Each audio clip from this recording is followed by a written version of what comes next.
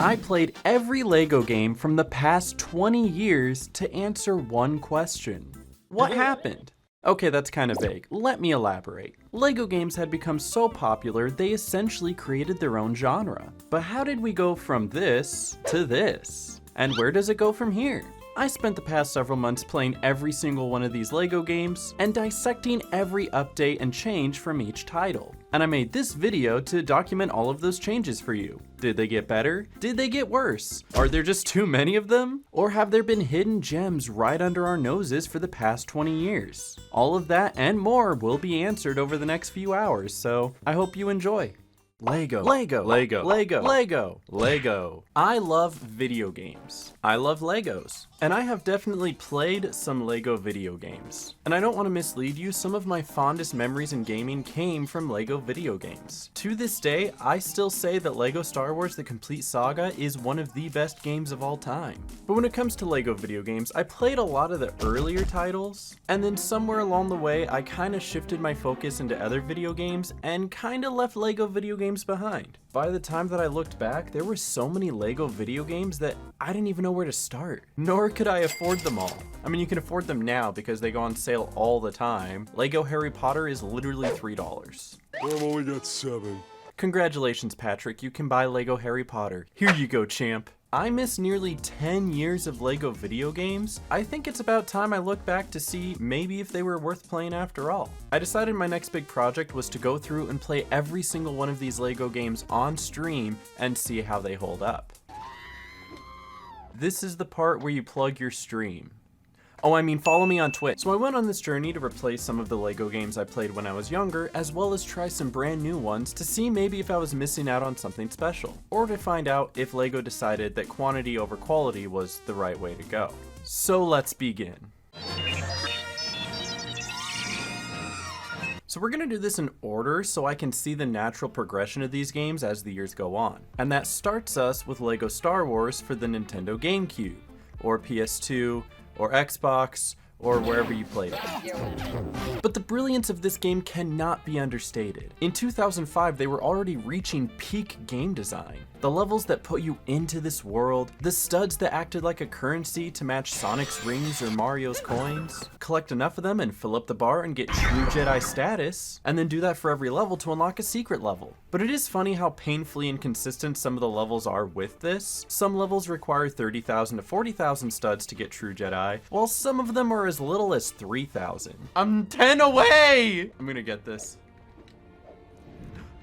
Got it. Oh, the mini kits hidden in each level give you a collectible aspect as well as a purpose for replaying the levels. Not to mention a huge cash bonus if you find them all. And the variety of characters that each had their own unique playstyle and weapons really brought a variance to the game. All of these aspects together became staples of the LEGO games for the next 20 years. But that doesn't mean that this game is without its faults. I noticed right away as I'm trying to collect some studs that they're just falling everywhere and even through walls and out of bounds. Dexter, give me the blue one, Dexter! But this LEGO game encompasses the first 3 movies. And when I say the first 3 movies, I don't mean 4, 5, and 6 as in being the original movies. I mean like 1, 2, and 3, chronologically, the first movies. Star Wars is confusing, guys. And you get to progress through these stories that are very familiar to you as you continue through the game. But going back to True Jedi, it is really hard to get that in some of these levels. The second level in episode 1, it is so tight to get True Jedi in because you need to make sure you're collecting every stud from every little plant that you pass by. This level came down to the very last stud for me to complete it. And then following up after that, the pod racing. Oh my god. As a child, I don't know how I never got frustrated with this, but it is so difficult. The first couple laps, of course not, because you're just racing. You hold forward and hit a couple boost pads and you're all right. But the last segment of the last lap, if you don't hit every single boost pad perfectly, you're not winning. We're skeeting, we're skirting. I missed one of the boost pads. That might be it. 2, 1. Ah! I missed another boost pad. Yep. I missed one boost pad. And then episode 2 gives us our very first little brother level. And if you don't know what a little brother level is, let me explain that every single one of these LEGO games are co-op adventures. You can play by yourself, but it's really enticing to be able to pick up a second controller and play with a friend, or if you're a parent and you play with your child, or in many cases growing up, the older sibling and the younger sibling. And some of these levels only have 2 characters, and one character is just way more fun and better to play than the other character, thus making the player 2 character the little brother character, because everybody knows that big bro gets superiority. I was the little brother. However, in this level, we do see that they were hitting the gritty all the way back in 2005. I say right foot creep, walking with that heater. Look around. It's crazy how they predicted that. I also remember this Jedi Rescue level pretty fondly because this was the level that me and my friends would boot up just so we could just fight stuff. Although I'll forever hate this level because of how the developers just messed up at the end. You can see that Obi-Wan has a blue lightsaber and Anakin has a green lightsaber. This is consistent even in the movie. However, in this 2-second cutscene, they swapped the lightsaber colors. And I noticed, and I'm very angry about it. And then the worst part is they just leave them behind. You would think somebody along the way would catch this and they would fix it in the complete saga, but they don't. But we'll get to that. At the beginning of episode 3, we have what people call the stud collecting level, even though the next level technically gets you even more studs. There's something about sitting in an auto-scroller holding the fire button with invincibility on that just feels so relaxing.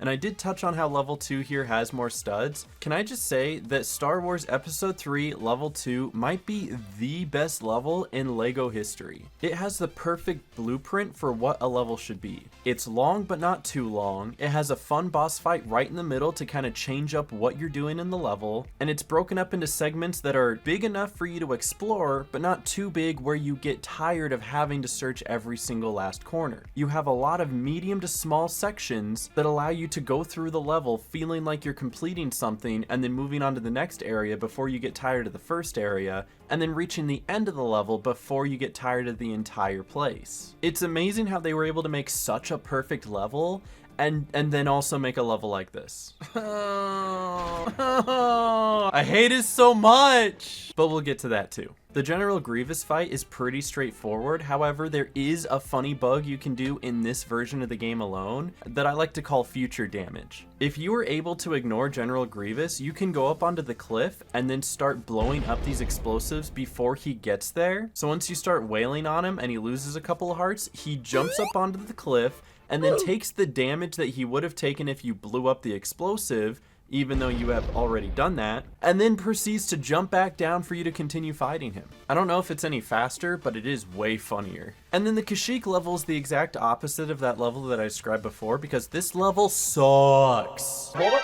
I gotta step in just one more moment here because I need to emphasize, how do you make a level that has Yoda and Chewbacca so bad? It is just 2 long, big open sections that has way too much to explore without those little mini checkpoints to make you feel like you're making progress. And if you're trying to get all the mini kits, good luck trying to get this carrot one. You have to like hide behind the rock to like be able to use the force on stuff. Oh, never mind, it tracked me down. I hate it here. All right, I got them all to go away, and I'm gonna be able to get 2 of these off before more of them come in. Nope, sorry, I lied. Oh, this sucks. Somebody somewhere thought this was fun. No, no, no, so close! I hate it here, bro. Oh, the big thing's back. Oh. I also think it's funny that the following level has these disguised clone characters, which were never in the movie. Your fun fact for the day is that this game came out like a week before Star Wars Episode 3 came out. Okay, I looked it up. It was more like a month. You got a whole month of spoiler. That's crazy. And moving on to the last level, I think LEGO Star Wars had the brilliancy to be one of the first games ever that in a co-op experience, the final boss was your own friend. Now this is something that's been done more recently in the future, and it's always such a great twist if you don't see it coming. But LEGO Star Wars did it first, baby! And then of course they have the bonus level episode 4 that you get to go through, playing as Darth Vader, infiltrating the Rebels starship, trying to give a hint of what's to come over the horizon. But LEGO Star Wars from 2005 I think was a terrific baseline game and well ahead of its time. The AI in the game is either absolutely top tier or completely abysmal, and there is absolutely no in between. Stop falling off the edge, bro! How do you spell abysmal? Is that with a Y? All right, that's too difficult. I'll get this one, you get the other one. What are you doing? What are you... I hate you so, you're so stupid! But as a letter grade, I'm gonna give this one a B because I know there's a lot to be improved on. So I guess we'll just have to see what gets improved. Next we have LEGO Star Wars 2, which encompasses the original trilogy of Star Wars, having episodes 4, 5, and 6. And they did some massive overhauls to this game. First of all, you can build. This becomes a staple for every single LEGO game from here on out. This game comes with dozens of other features too, such as being able to create your own character, so I made Dave.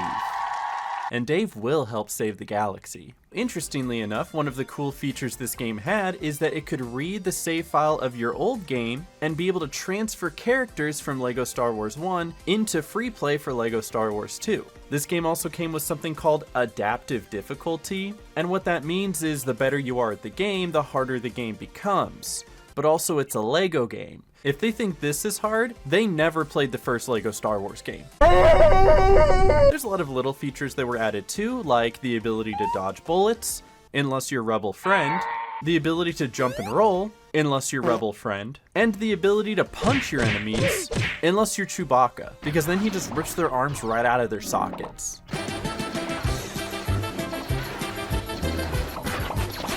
I could honestly do that all day. This game also is the introduction of gold bricks so you can have an official completion percentage. Finish a level, get a gold brick. Get True Jedi, get a gold brick.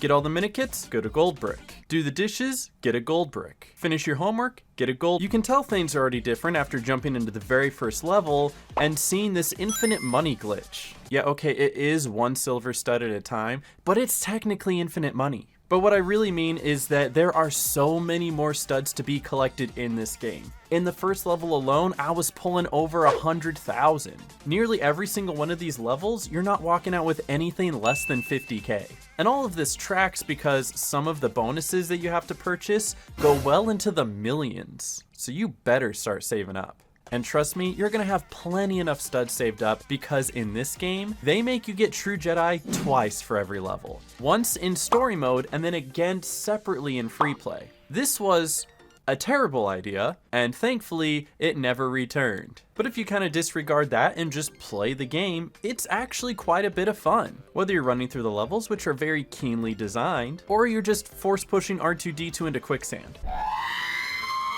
But this was the first game that had vehicle levels that allowed you to move freely, and even do free play where you can swap between your vehicles. However, this is also the first game to introduce the towing mechanic. I don't like that. Don't do that again.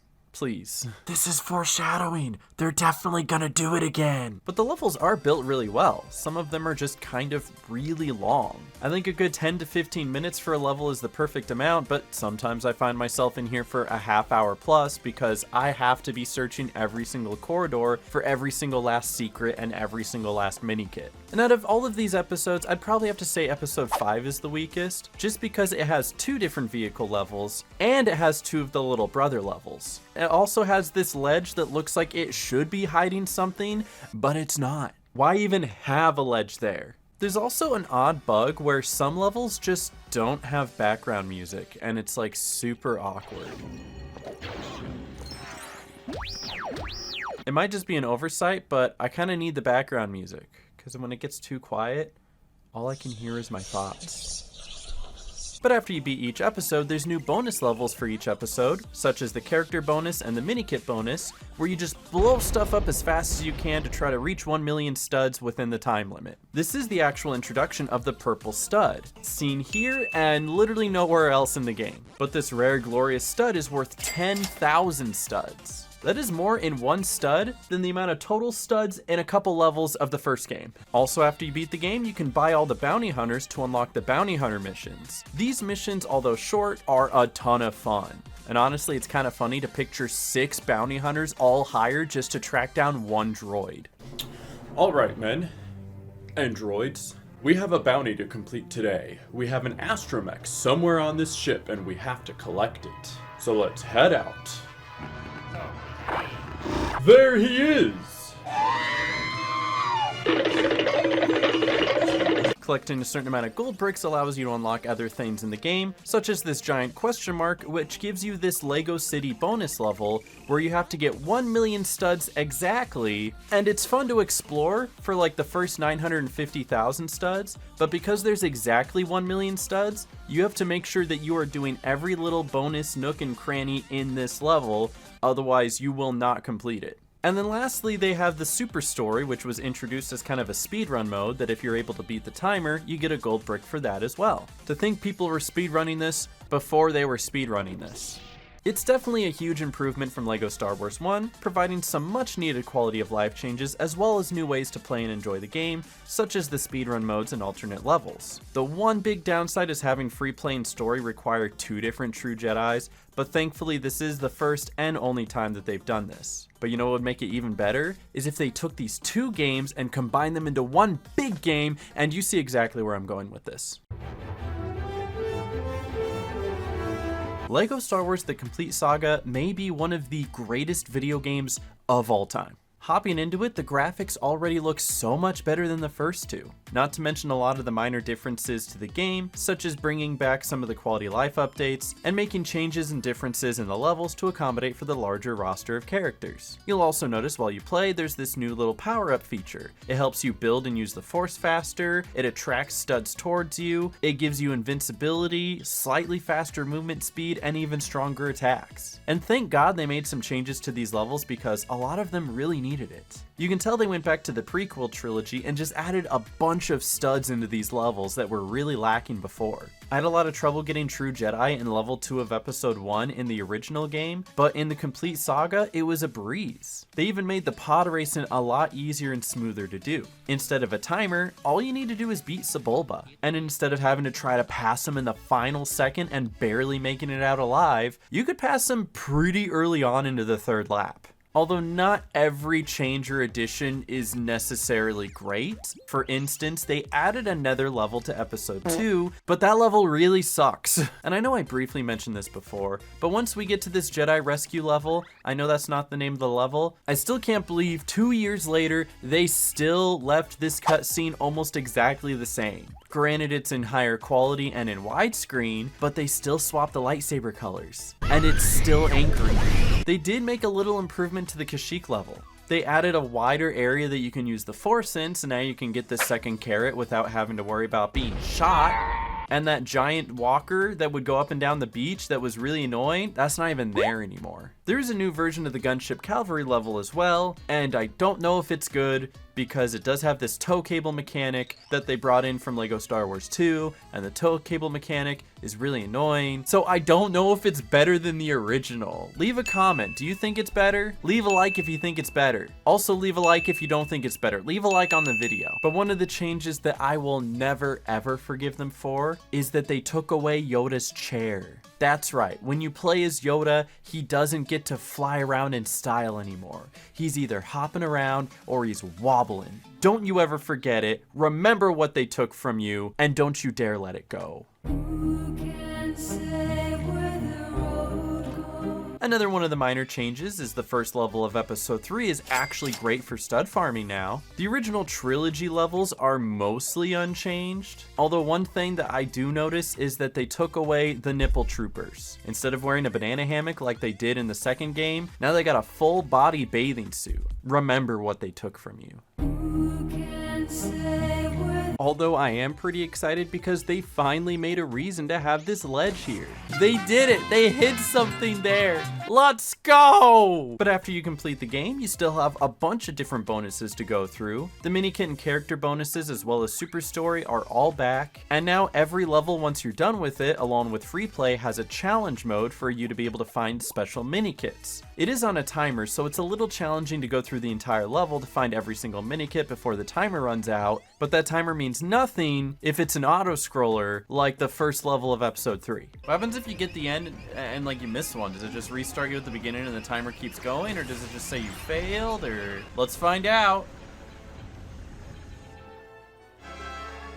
You just lose! And even better, as you're going through free play, you get to save and exit. You don't have to finish the level if you're just missing one mini kit that was right there at the beginning of the level now. Thank God. Create a character is back too, so of course we had to make some interesting creations. We got Bert, and we got Ernie. Bounty Hunter missions also made a big return, adding even more levels, including the prequel trilogy. However, those levels are just, they're bad. They're not good at all. All right, so she's definitely not here because, oh wait, no, she's right there. I took 3 steps forward. I didn't even try to hide her. And then finally, we have this one last door that has a few extra special bonuses in it. One of them is the original pod race, so that if you never got to play the first game, you can suffer just like everybody else did. They also allowed you to play through the original Gunship Cavalry again, in case you really do want to know which one's better. And then they have this additional level, which was cut from the game because then episode 1 would have way too many levels, but it depicts Anakin's flight into the droid command ship, and honestly, this level could have been pretty cool.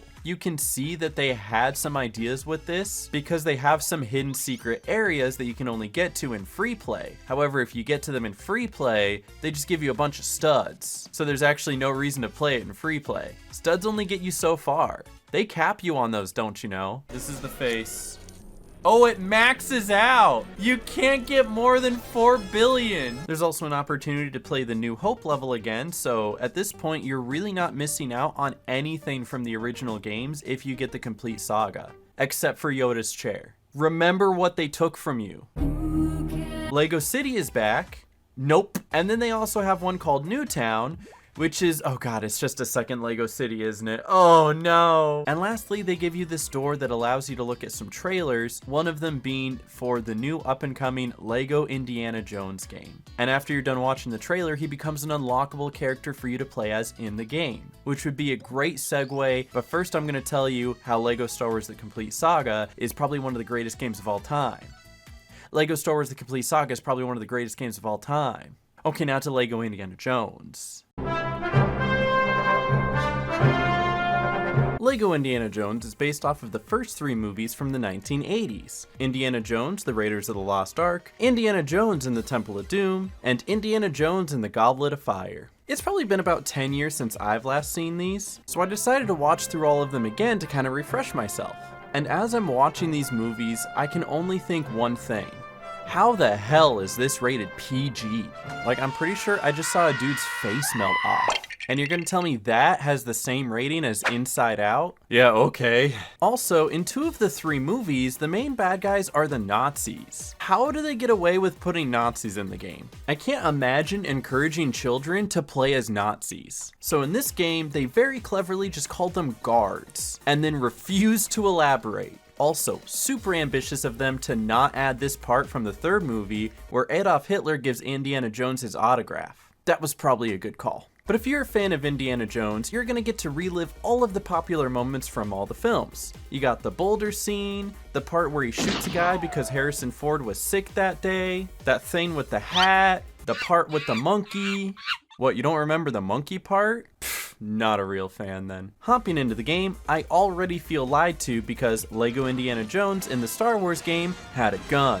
And in this game, he doesn't have a gun. But otherwise it still has that same familiar Lego game feel. And just as stupid of AI. Don't fall off, I swear if you fall off, I'm gonna scream. Bro! Like, really stupid AI. All right, if I go over here, will you come over here? Oh my goodness. In the first level alone, I noticed a few things. Mini kits are now called artifacts, and I just really don't care because I'm still gonna call them mini kits. We have true adventurer status, but I'm still gonna call it true Jedi status because that's what it is. I don't care what Lego game it is, it will always be true Jedi status. And most importantly, the one thing that stuck out was the bugs. No, not those bugs. I mean not being able to jump for the first half of the level because I had no idea that there was an issue with VSync. Also, not to mention after every level, when I get true Jedi status, the sound effects make an attempt at my life. Whoa, true adventurer, yeah! Oh, ow, that hurt my ear. But something else to make a note of, because the movies are from the 1980s, is the way they portray women. It's very bad. We're not sinking! We're crashing! Grab on, shorty. However, in the game, women have the highest jump out of any other character. So not only are they great at solving puzzles, but they're awesome at schmoozing and skipping areas. I can confidently say women are probably the best characters in this game. And all the other characters have their own abilities and quirks too, like being able to use a shovel to dig, using a wrench to fix things, being able to read, and of course we have Indiana Jones, who has his signature whip and is a little bitch when it comes to snakes. It's like a big worm, dude, it's not that scary. There's also these small characters, but there's only like 3 of them, and the one you're probably gonna see more than all the rest is Short Round. He looks way more white in this. I can't believe they whitewashed Short Round. What the heck? This kid looks like his name would be Kenny or something. One of the things I think the game does well is provide a much wider pool of weapons to choose from, like the banana. But one of the biggest downsides of the game is that most of the characters don't have these weapons by default. In this game, you only get a weapon if you pick it up off an enemy, and you only get 6 shots before it's gone. And if you want to break everything, you have to go up individually and punch every item. This causes the game to move much slower and take longer. But after you complete the base game, there's still a good amount more to do by getting all the collectibles. And this is where the game thrives, because then you do get to go in with weapons and just blast everything. There's also one secret collectible to get too, hidden Lego Star Wars characters. There's 5 of these hidden throughout the game, and each time you find one, they play a little funny cutscene, and after you find all of them, they give you the ability to unlock Han Solo, which is funny because he's played by Harrison Ford, but then Indiana Jones is also played by Harrison Ford, and so they're both Harrison Ford, and it's funny. Do you guys see how it's funny? When you get every last collectible in the game, you unlock the 3 bonus levels. Young Indy, where you play as a young Indiana Jones at the beginning scene of The Last Crusade. Ancient City, which is, oh god, it's just Lego City again, isn't it? Why? And Warehouse, where you need to manipulate these shadows to solve puzzles to reach 1,000,000 studs, and I'm just kidding. You just get in a tank and shoot this target.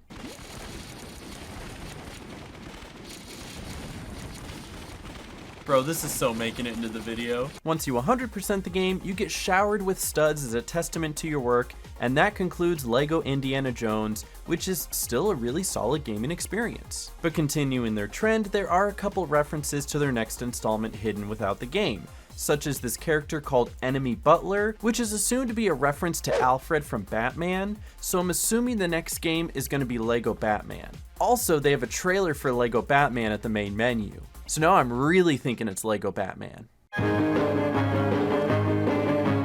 I'm Batman, and I'm gonna do the whole section in the Batman voice. Okay, no, I'm not. First off, I like to say that after watching the movie, this is nothing like the movie at all. They missed so many parts. Rip! It's better. And also, it was made 9 years before the movie, so that would probably be why. LEGO Batman is actually the first LEGO game from TT Games that didn't have its story ripped directly from a specific movie franchise. Instead, they made 3 stories of their own, surrounding some of Batman's major villains: the Riddler, the Penguin, and the Joker. But each episode has like 4 or 5 villains added to it to help really flesh out the villain roster. Each story has 5 levels where Batman and Robin team up to take down the baddies and eventually catch the villain and save the day. But with only 2 characters, they needed a way to add variety to the levels and puzzles, so that's where the outfits come in. There's Backlighter Batman, Supersonic Batman, Hot Batman, and Smoke Detector Batman. It's like oh my goodness! Robin has a vacuum. And yeah, this is probably the worst part of the entire game, hands down. Whenever there's a puzzle I have to collect 25 pieces with Robin's vacuum, I just feel like I'm doing a chore. Like, I already have my own floors that I'm neglecting to vacuum. That's why I'm playing a video game. And of course, what else makes an appearance but the funny VSync bug. But along with that, returns a lot of other LEGO game staples, like mini kits are back and look normal again, there's True Jedi status again, and I will still refuse to call it anything else. Actually, you know what? Superhero status does sound pretty good. And the couple of new additions are adding a stud multiplier if you go on a sick fighting combo, which makes reaching superhero status a lot easier. And finally, you're able to skip cutscenes. Thank God, hallelujah! I used to pray for days like this. Dear God, I only pray for 2 things. I want my doggy Roscoe to feel better, and I want skippable cutscenes in LEGO games.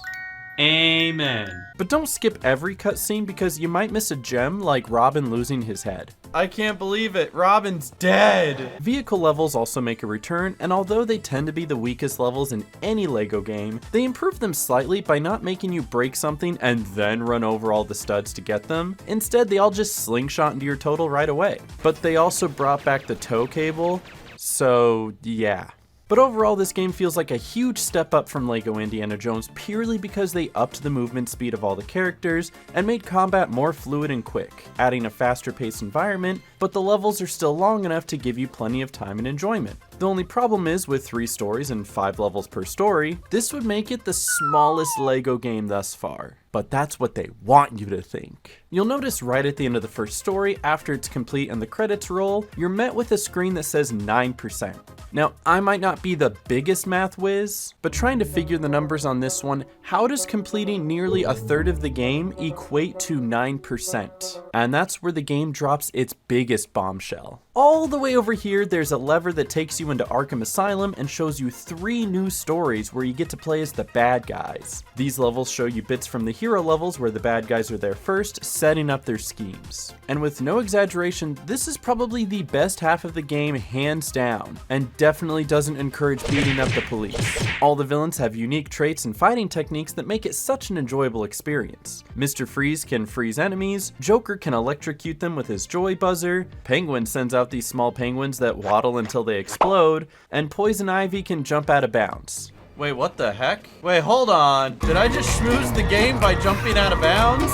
Oh yeah, I should mention that this game is incredibly broken. I was constantly using high jump characters in free play to see what parts I could skip and where else I could go. But it's also broken in the sense where the AI is still absolutely terrible. Robin, I swapped you and you immediately died. God! There was a level that I had to jump into a bumper car and run into the enemies that also jumped into bumper cars so I could get a mini kit, but because the AI kept taking one of the bumper cars, the enemy couldn't hop in and drive it. Thus, I couldn't complete the challenge until I dropped in as player 2 to make sure they didn't jump into the bumper car.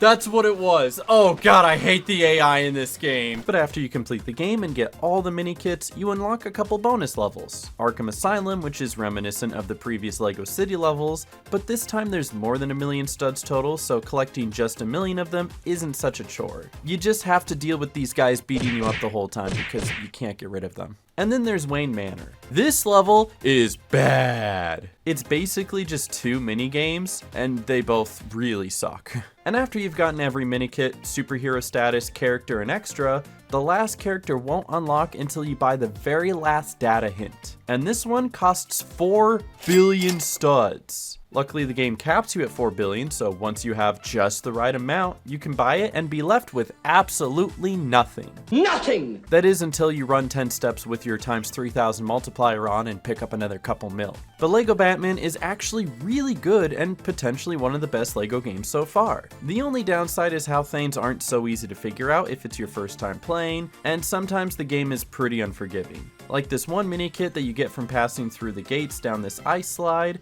and if you miss even one, you have to restart the whole level over again and spend another 5 minutes getting back to that point just to try again. But I'd put it right below the complete Saga in terms of the best LEGO games so far, and the best addition they ever made was this dancing robot. I like the way you do that right there.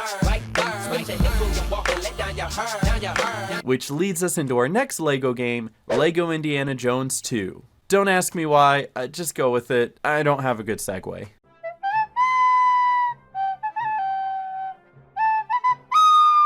LEGO Indiana Jones 2 is essentially LEGO Indiana Jones 1, but with the addition of Kingdom of the Crystal Skull. Or so I thought. So I went ahead and watched the 4th Indiana Jones movie to prepare for playing the game. But as absurd as that movie was, and no seriously, why is no one talking about how Shia LaBeouf swung from vine to vine like Tarzan and caught up to speeding cars? But everybody wants to talk about the fridge scene, even though film theory clearly said it was plausible. Sorry, I'll get back on track. Nothing could have prepared me for this game. So when I booted up the game, I was expecting it to do what LEGO Star Wars did. Copy and paste some of the old levels over to the new one, and then add more levels for the new movie.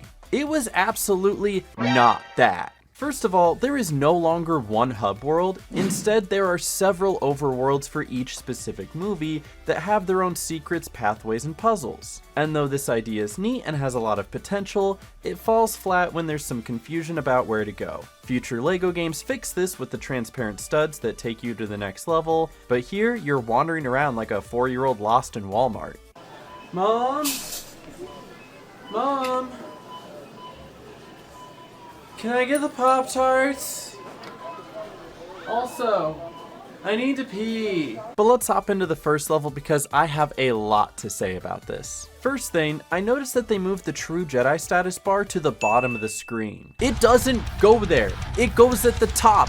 It's always gone at the top. Why are you changing things that don't need to be changed? Speaking of unnecessary changes, as I got to the end of the level, I noticed a couple of things. Mainly that I didn't see a single mini kit anywhere in that level. Matter of fact, I didn't even see anywhere that a mini kit could have been hidden. Wait, you don't think that is right? There are no mini kits or red bricks hidden in any of the levels. I just have one question.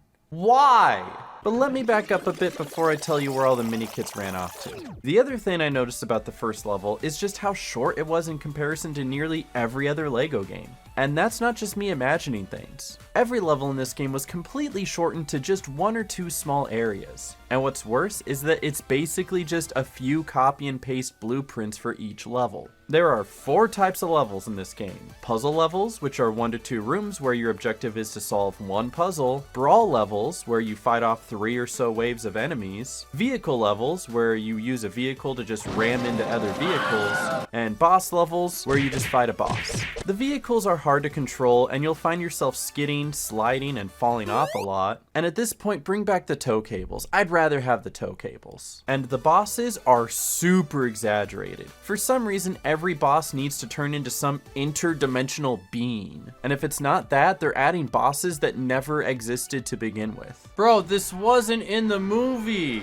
And the way the levels are broken up are kinda off. The 4th movie gets 3 parts that are all broken up into 5 levels each. And then the other 3 movies only get 5 levels each. So this one movie has the same amount of levels as these 3 movies all put together. And so now not only does each movie have 1 less level than it did before, they didn't even make some of them pivotal points of the films. Like they have you fight some guy that I just don't remember from the movie at all, but they took out the boulder level. How do you take out the boulder level? That's like the most influential part of Indiana Jones. It's the best level in the game. Everybody knows the boulder level. How can you just take it out? Are you stupid? Upon completing every story, Indy proceeds to do the default dance from Fortnite, which is crazy because Fortnite wouldn't come out for another 8 years.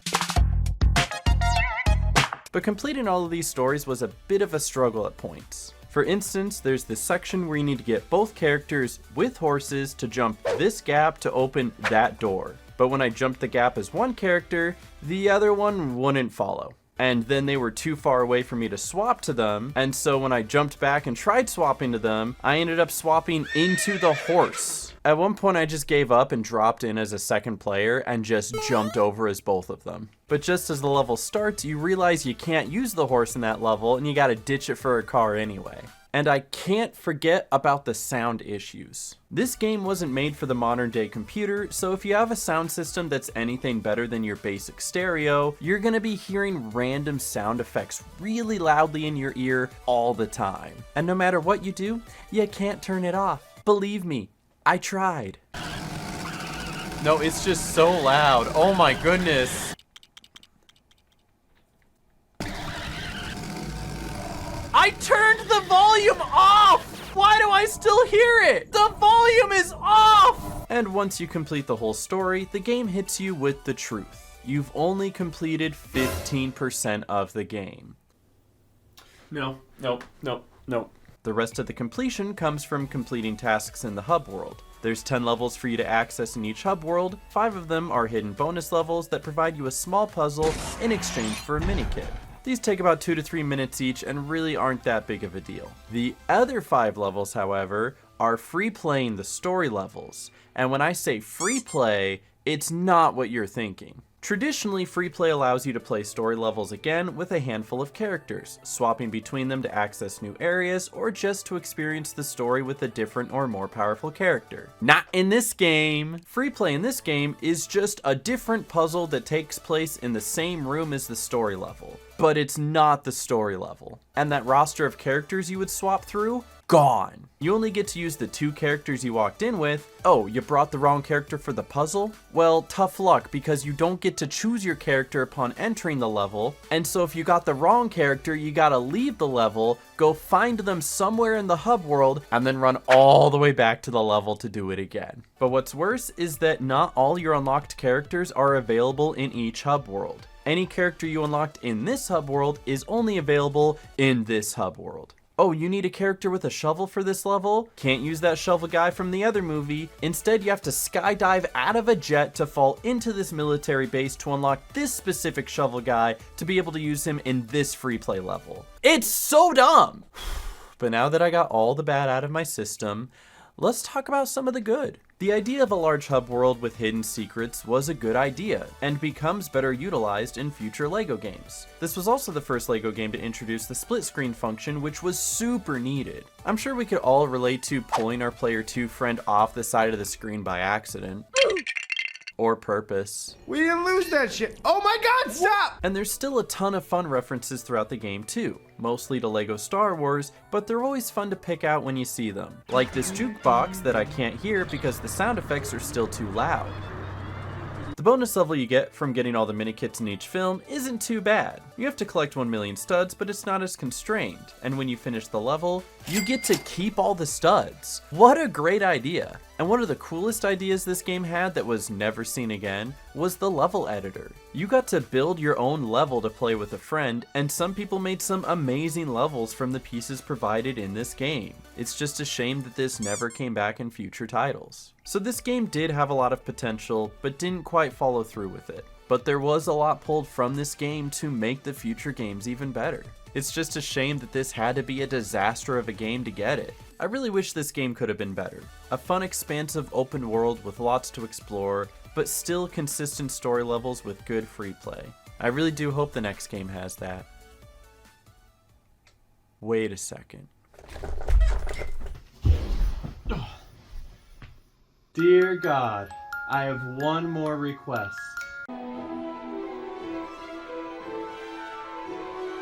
To prepare for LEGO Harry Potter, I went back and watched all the Harry Potter movies. Kidding! Everyone knows Harry Potter. The first LEGO Harry Potter game covers the first 4 films following Harry's journey through Hogwarts. And this game is amazing! It's such a step up from LEGO Indiana Jones 2, it's everything I could have dreamed of and more. It has genuine story levels of good length, with honest-to-God free play again. But what makes this game a step above anything we've seen yet is the world of Hogwarts. It's massive, like bigger than Chicago. So many different passages, corridors, secrets, and puzzles. This is potentially the most we've ever gotten to explore of Hogwarts until Hogwarts Legacy came out 13 years later. But before we get into everything there is to find, I wanted to look at how the story holds up. So we're gonna jump right into the first level, which caught me completely off guard. Why? Because it's unironically a little brother level, but not in the obvious way. In the very first level, player 1 gets to play as Harry and player 2 gets Hagrid. So you think Harry Potter would be the cool character to play, right? But since it's the first level, Harry doesn't have any of his magic yet. So Hagrid gets to do all the cool stuff like use the Force, and Harry can only do a barrel roll. Do a barrel roll! But as you complete each level, you're not necessarily jumping right into the next level. Something they pulled from LEGO Indy 2 is running through the overworld to find where the next story mission is. While you're doing that, you're even attending classes where you learn new spells. The spells are essentially special abilities that you use to solve different puzzles. Nearly every wizard has the same spells, so for the most part they're interchangeable, but usually they all have one special ability that's unique to each character. Harry can turn invisible, Lupin turns into a werewolf, and Ron has a rat. No, seriously, Ron's rat is probably the only useful thing about him. Even acknowledging that this rat is really like a 50-year-old dirty, smelly man. Dang it, Ron! Done with the level, it gives you the option to like, dude! Ron, you didn't drink the potion. He's literally choking him. Looks like Bart Simpson. This guy is useless! In addition to the spells, some characters have additional abilities too. Like Hagrid is very strong, Harry has parcel tongue, and Dumbledore has chlamydia. But at least you can play as characters you know and not just army man with shovel. You know, because girl is so much better. Well, at least she's better than Ron. Or a snipe. But as you learn these new abilities and spells, more and more of the open world becomes accessible, allowing you to find and explore new areas within the castle. And as you go from level to level, you'll find yourself getting distracted by a new door you can open or a new puzzle to solve. And half of the fun is getting sidetracked by everything you can find. They're all having like a bubble bath fight. I don't remember this in the books. And by you, I mean me. It was me. I was the one getting sidetracked. But getting back to the story levels, because I got sidetracked a lot because there's just so much to do in this game. And I mean, look at this puzzle. Another type of puzzle is the potion puzzle, where you have to gather some ingredients to reflect actual potions from the films. And each of these give their own unique abilities. Although of course these ingredient lists are completely exaggerated because there's no way in hell I am eating any of these. Honey, it's dinner time and I made your favorite. Chicken, cherries, and spiders. Thanks, dear. But overall, the levels in this game are really solid. They're a good length and jammed full of collectibles. Instead of your standard 10 mini-kits, you have 4 pieces of a house crest, 3 hidden character tokens, and a student in peril that needs saving. That's still 8 collectibles in each level. And the levels you go through mirror the parts of the film that you'd actually want to be a part of. The troll fight in the bathroom, the face-off with the basilisk, the race through the maze to find the Triwizard Cup. This game also features the first Lego underwater level, and you know what? It's okay. Like, it's not the worst underwater level, but it's definitely no Rayman Legends either. It's alright. That's it. That's all I have to say about it. But the worst level is any level in the Forbidden Forest, purely because of these stupid bees! Not the bees! Not the bees! After the completion of the story, you can go through and find all the collectibles, get the True Jedi statuses, the extras, and the bonuses, all to collect gold bricks. Finding the locators and using those makes this entire process a breeze, except when it comes to saving the students in peril. These bastards are in the weirdest spots and are in situations that insult the term peril. This guy isn't even in danger. Just jump down, idiot. I fell from 3 times that height and I'm fine. But the only indicator that there's one in the area is hearing their tiny little scream.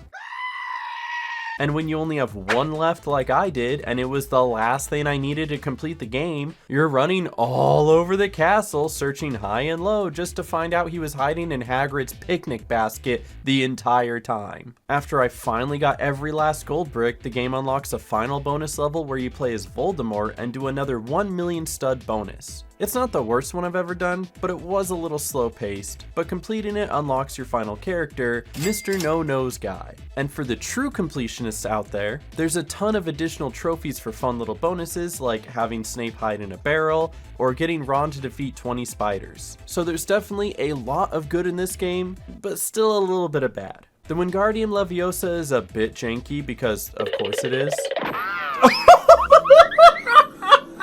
And this game specifically leans way more into puzzles than it does combat, where just about every level in all the previous games had waves of enemies to fight off. That happens in maybe half the levels in this game. And since you have to go out of your way to unlock specific characters, you have to do a bit of legwork to find all the characters needed in order to complete all the puzzles in free play.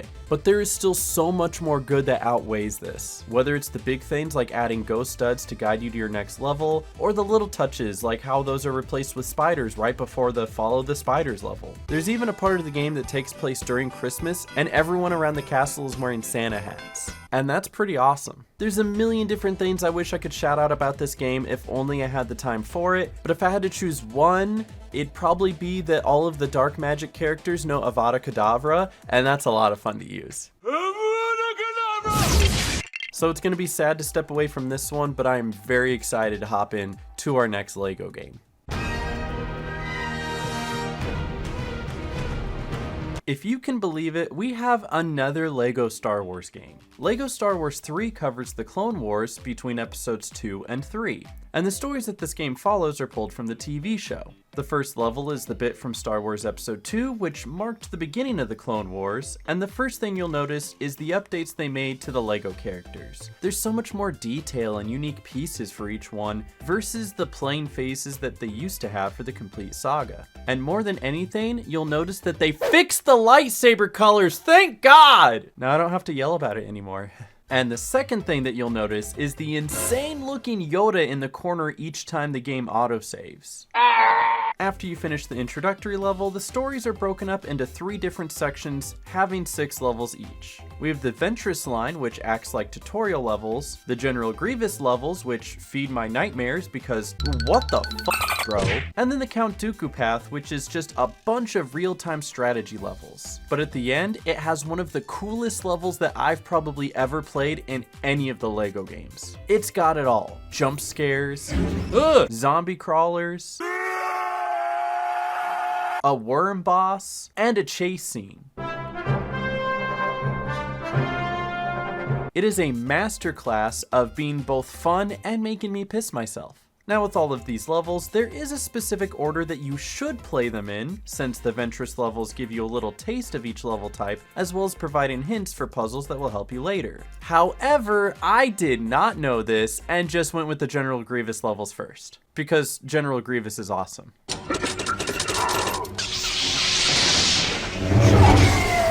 And then I got confused when I couldn't figure out how to solve this puzzle because I never did that one level that teaches you that you have to use the Force on a super battle droid and pick it up to shoot this thing. That'll teach you to play the levels out of order without actually being told what the order is. Shame on you. Throughout the game, you get to play a much wider range of the Jedi characters, one of them being the fan favorite Ahsoka, who I don't want to say is running it bareback in this game, but it really does look like she's running it bareback in this game. There's also a variety of clone troopers to play as, each with their own unique weapons. The minigun guy can destroy gold bricks, the rocket launcher guy can destroy silver bricks, and the rest of them are useless. You have your variety of regular levels to play through, which are all really solid and really fun. And then you have those other types of levels. The vehicle levels have become a hybrid where you spend part of it in the vehicle and then you have to land and get out of your vehicle to do some puzzles and fight some enemies, and then get back into the vehicle, which in theory sounds like an awesome idea. But because these levels aren't linear, they become too large and you get lost pretty easily without any help of where you're supposed to go or what you have to do next. And then there's that other type of levels, the RTS levels. Now these levels have severe mixed opinions, and I was getting ready to just rip them apart in this video. I felt that they were too long and there's too many of them back to back, and the fact that there's so many more to do as extras for 100% makes you get really tired of them. However, I surveyed the comments of a couple YouTube shorts I made about these levels to see how the community felt about them. And I was surprised. People adored these levels. Maybe it's just nostalgia, or maybe they're all just the biggest RTS fans, but either way, the only real complaint I see is that there's too many of them post-game. So maybe if they were used a bit more sparingly, they might have left a better impact and we might have seen them more in future games. But we didn't, which is great for me because I did not like them. I really don't get it. You just sit there. You sit there and that's half the level. And then this one, oh, this one took me 45 minutes and it restarts itself 3 times! How do people like this? Once you complete all the story levels, they all converge into this one final level. A level where you have to fight the Zillo monster. And in this level oh come on, this again? The post game is where the game really shines, as with most LEGO games. Aside from the 32 additional RTS missions, you do get 2 massive spaceships to explore with a bunch of puzzles and extras to unlock. There's 2 additional bonus levels on the Separatist ship, one of them being a quirky bad guy level where you unlock the mana guard needed for some free play puzzles later, and the other side there's a bounty hunter level that you can complete to unlock bounty hunter missions. Also, you can use this sniper with a scope, and I thought that was really cool. The bounty hunter missions themselves are a ton of fun, but they vary between being incredibly unforgiving, having such a big space to search for your target without very much time, to incredibly easy, where you have 3 minutes to find the character that's 3 feet to your left. Oh, she's just up here. She's just standing there. Although I did find a mini kit in one of these levels, so I deserve something for that, right? And this game did provide a lot of really good features. One of my favorites is that you can't take any damage while using the Force or building something, so you don't keep dying while trying to solve a puzzle. Thank you for learning from that Kashyyyk level. No, no, no, so close! And they were even more imaginative with some of these levels too, including this boss fight with an R2 unit. Speaking of R2, that V-Sync bug still exists, and it's so much fun to just mess with the AI because of it. You know what? The AI deserves it. And this is also the first game to add the ability to jump back and forth between two parts of a level. And when you play split screen, it allows for both players to play different aspects of the level at the same time before converging and meeting in the middle. But of course, there's some negatives too, you know, besides the RTS levels. Hey, don't boo me, I'm right. I was met with more than my share of bugs. There was this part where my AI player 2 got stuck inside of something, and because you need both players for the elevator to move, I had to completely restart the level. There's another part where you need both players to open this hatch to get this mini kit, and the mini kit is supposed to fall out, and it just doesn't. And in case you think this is a fluke, it happened twice. It did it again! And then there was this whole cutscene where every character was invisible. Why is he invisible? What am I looking? There's nobody there! So in a way, it is a step forward from what we had in previous LEGO Star Wars games. But also in many other ways, it could never live up to its predecessors. It's better than okay, but not better than many of the other games I've already played. So, the question is, where do we go from here? The trailer in the menu is for LEGO Harry Potter, which came out the year before, so it's definitely not that. And throughout the game, there's a handful of Indiana Jones references, but thankfully it's not that either. No. It is something completely different.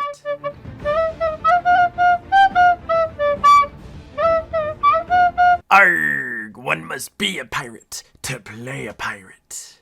Arrgh! Get used to that song because it is the only one that plays the entire game. So the next game in the series is LEGO Pirates of the Caribbean. Caribbean? Caribbean. Caribbean. Caribbean. How do you say that? Caribou? Pirates of the Caribou? And I have a theory about this game. I noticed that there were a lot of missing features in this game that were present in the past couple games. The hub world is smaller, the gameplay is much more linear, and the graphics are pretty basic.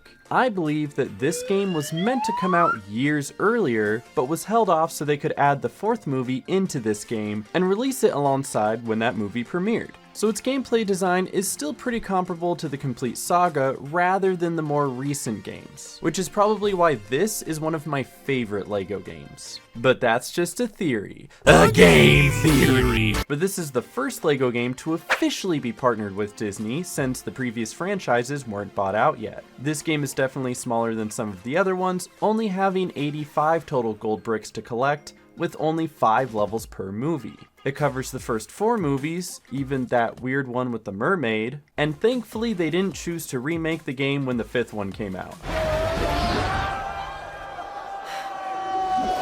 The 4th one was bad enough. And although the gameplay does feel more reminiscent of the older titles, the faults of this game don't come from the gameplay, but rather the cutscenes. This game has more total cutscene time across 20 levels than the complete Saga had across 36. And since you're watching so many cutscenes, you start to notice some inconsistencies. Also, those guys walked underneath where there wasn't moonlight and they were still skeletons, and I'm upset about that. The other major flaw of this game is that you can tell it was made for older software, because playing it on my newer computer, it crashed 5 different times the first day I was playing it. Oh no, the game crashed!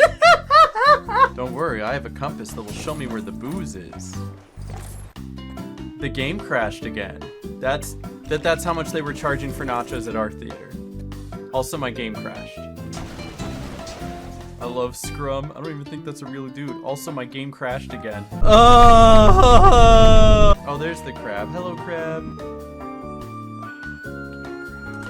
All of that progress for the game to crash. Oh. But I do like some of the older aspects of LEGO games that this one follows. For instance, if you play a character in story mode, you unlock and get to keep that character. And your basic 10 mini kits are back again, making collectibles straightforward. The one additional collectible type that was added were these Jack Sparrow compass items. Some of these you get automatically from playing the level, but some of them are a little out of the way and can be kind of annoying to track down. I feel like if anything, trying to find all of these are the weakest part of the game. And any level that focuses most of its puzzles around this mechanic are the least fun to play. But that's really where the complaints for this game stop. This game is a ton of fun and lets you play through some amazing moments from these films. And just because it feels a little old school doesn't mean it doesn't have some new additions too. You can aim and fire cannons, you can use the spyglass to track things, you can get drunk. But my favorite addition is that anywhere in the hub or free play,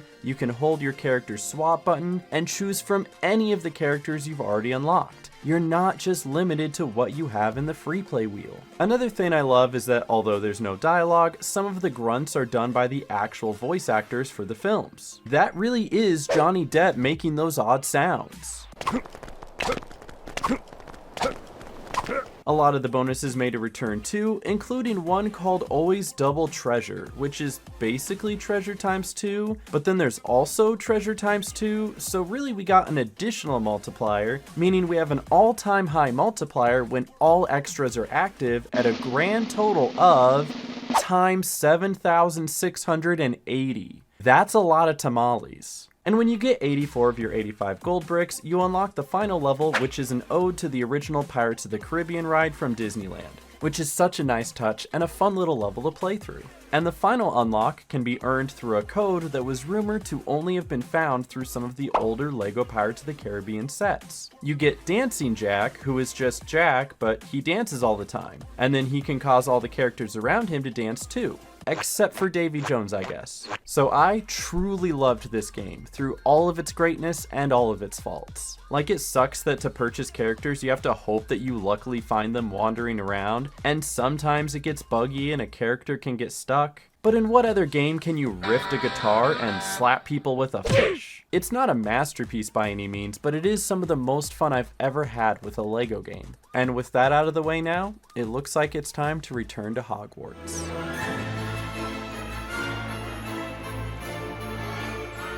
Quick fun fact before hopping into this one, I cut my hair. That's not the fun fact. Did you know in LEGO Harry Potter years 5 through 7, this was the first LEGO game to have paid DLC? Back on the PS3, you could pay to have a character pack for the founding members of the Hogwarts houses, along with Luna Lovegood wearing a lion's head. You can't buy this DLC anymore, however, because the only available version of LEGO Harry Potter games are the remasters, which have the DLC included. Okay, let's get back to the game.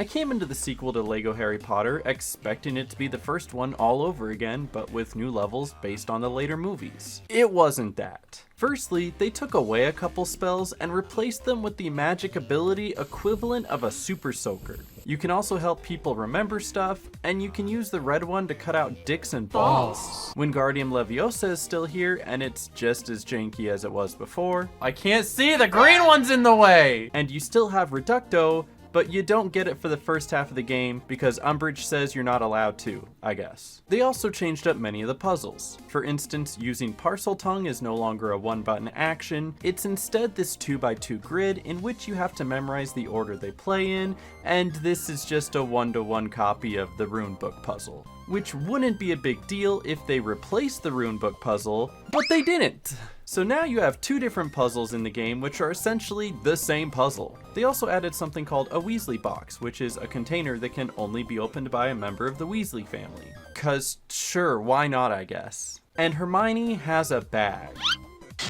What? The ideas are unique and different, sure, but they're just not better than ideas we've seen from other LEGO games. They also changed the open world to be more open-worldier. Is that a word? Can I say that? Some of the previous rooms in Hogwarts from the first one are no longer accessible, but in turn there are new places to explore, such as the streets of London, the train station, and outside of the Hogwarts grounds. And there's still just as many puzzles and secrets that get me distracted every 10 seconds, like, ooh, what's this one?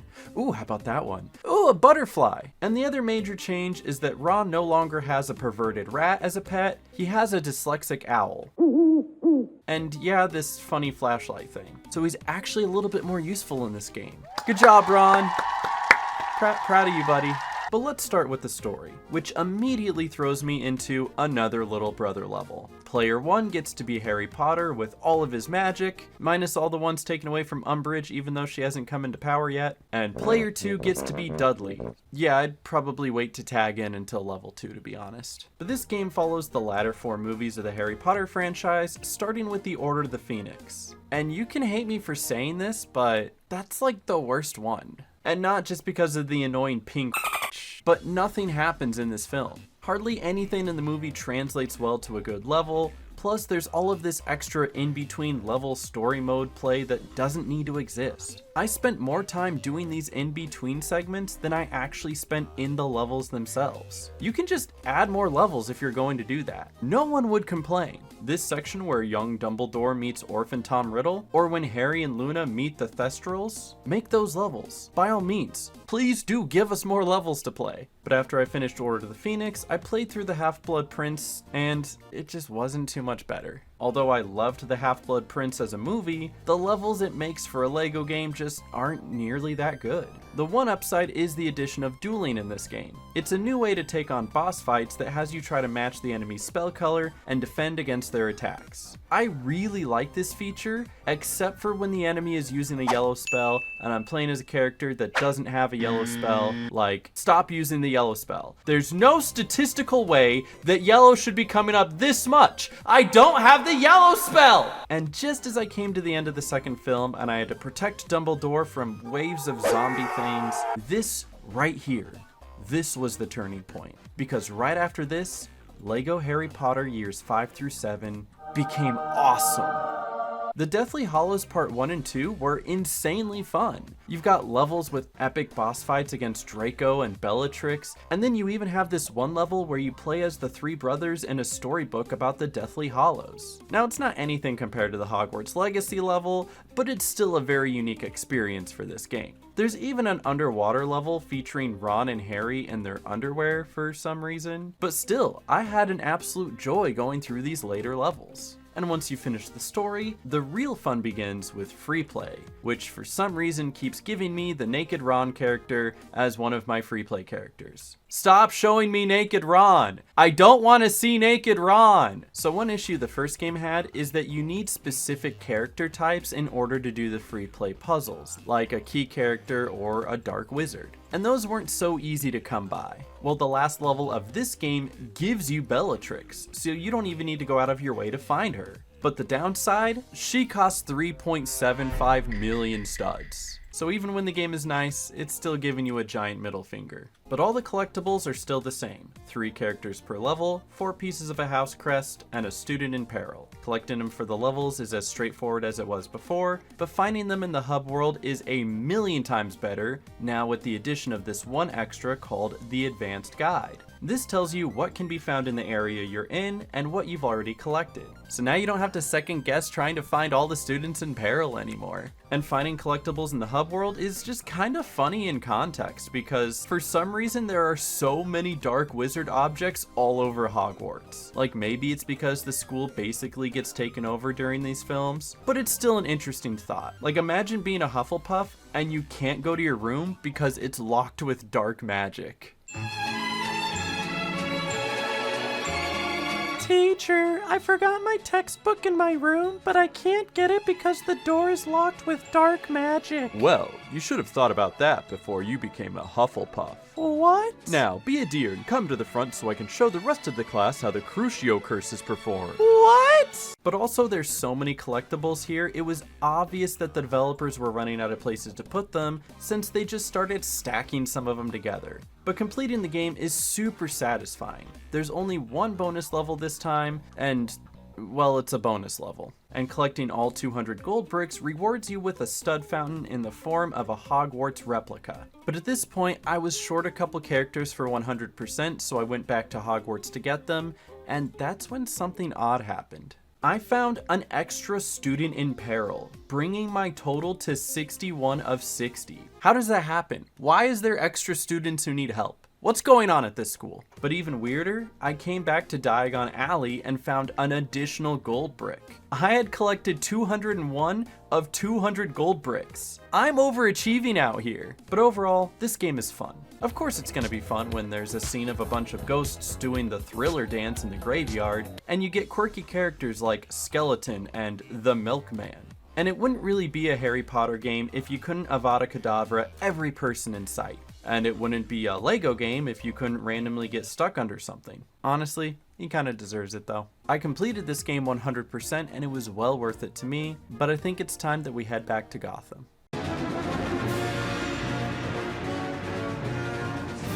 So I've been working on this video long enough now that it's overlapped with a big change in my life. If you can't tell, I'm moving. Which is ironic because this game also marks a big change in the Lego game franchise. See how I worked that together there? But it's incredible how this game is both simultaneously amazing and incredibly broken, and is also the pinnacle point that changes the direction of the Lego franchise for each title to come. But let's start from the beginning. Lego Batman 2 is quite different from Lego Batman 1. The first game had 3 stories featuring 18 hero levels and 18 villain levels. The second one has 1 linear story and 15 levels total. The first one had a Batcave and a small part of Arkham Asylum to explore, and the second one has all of Gotham. And while the first one had cutscenes just like any other Lego game, Lego Batman 2 has dialogue.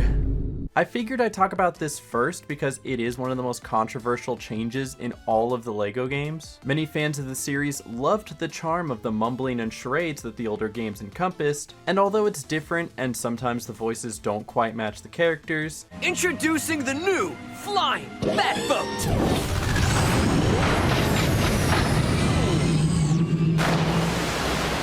I'm gonna say that this was probably the right step to make towards modernizing this franchise. It also helps when they don't cheap out on the voice actors and bring in some recognizable names. Troy Baker, the voice of Joel from The Last of Us, plays Batman, and Clancy Brown, who voices Mr. Krabs, plays Lex Luthor. Yes, give me my watch. Open for business. So at least there was some effort put into this decision. Regardless of how you feel about it, it's too late now because they've added it to every game from here on out. And where there's dialogue, there's subtitles. And I am so bothered by the fact that it takes up so much of the screen. Not only that, it's aligned to the left instead of being centered. Like, how do you mess up subtitles? But once we get past the cutscenes, we get to try out the gameplay, which begins with Alfred telling me to jump off a building. Do a flip! Now, half the game is played as Batman and Robin, who get all new suits to solve puzzles and progress the story. And now, most of the suits have multiple abilities, allowing for more fun gameplay and diversity of levels. Batman has this invisibility suit that also lets him see through walls, and he also has a power suit that shoots both explosives and has super strength. This is the definition of you versus the guy she tells you not to worry about.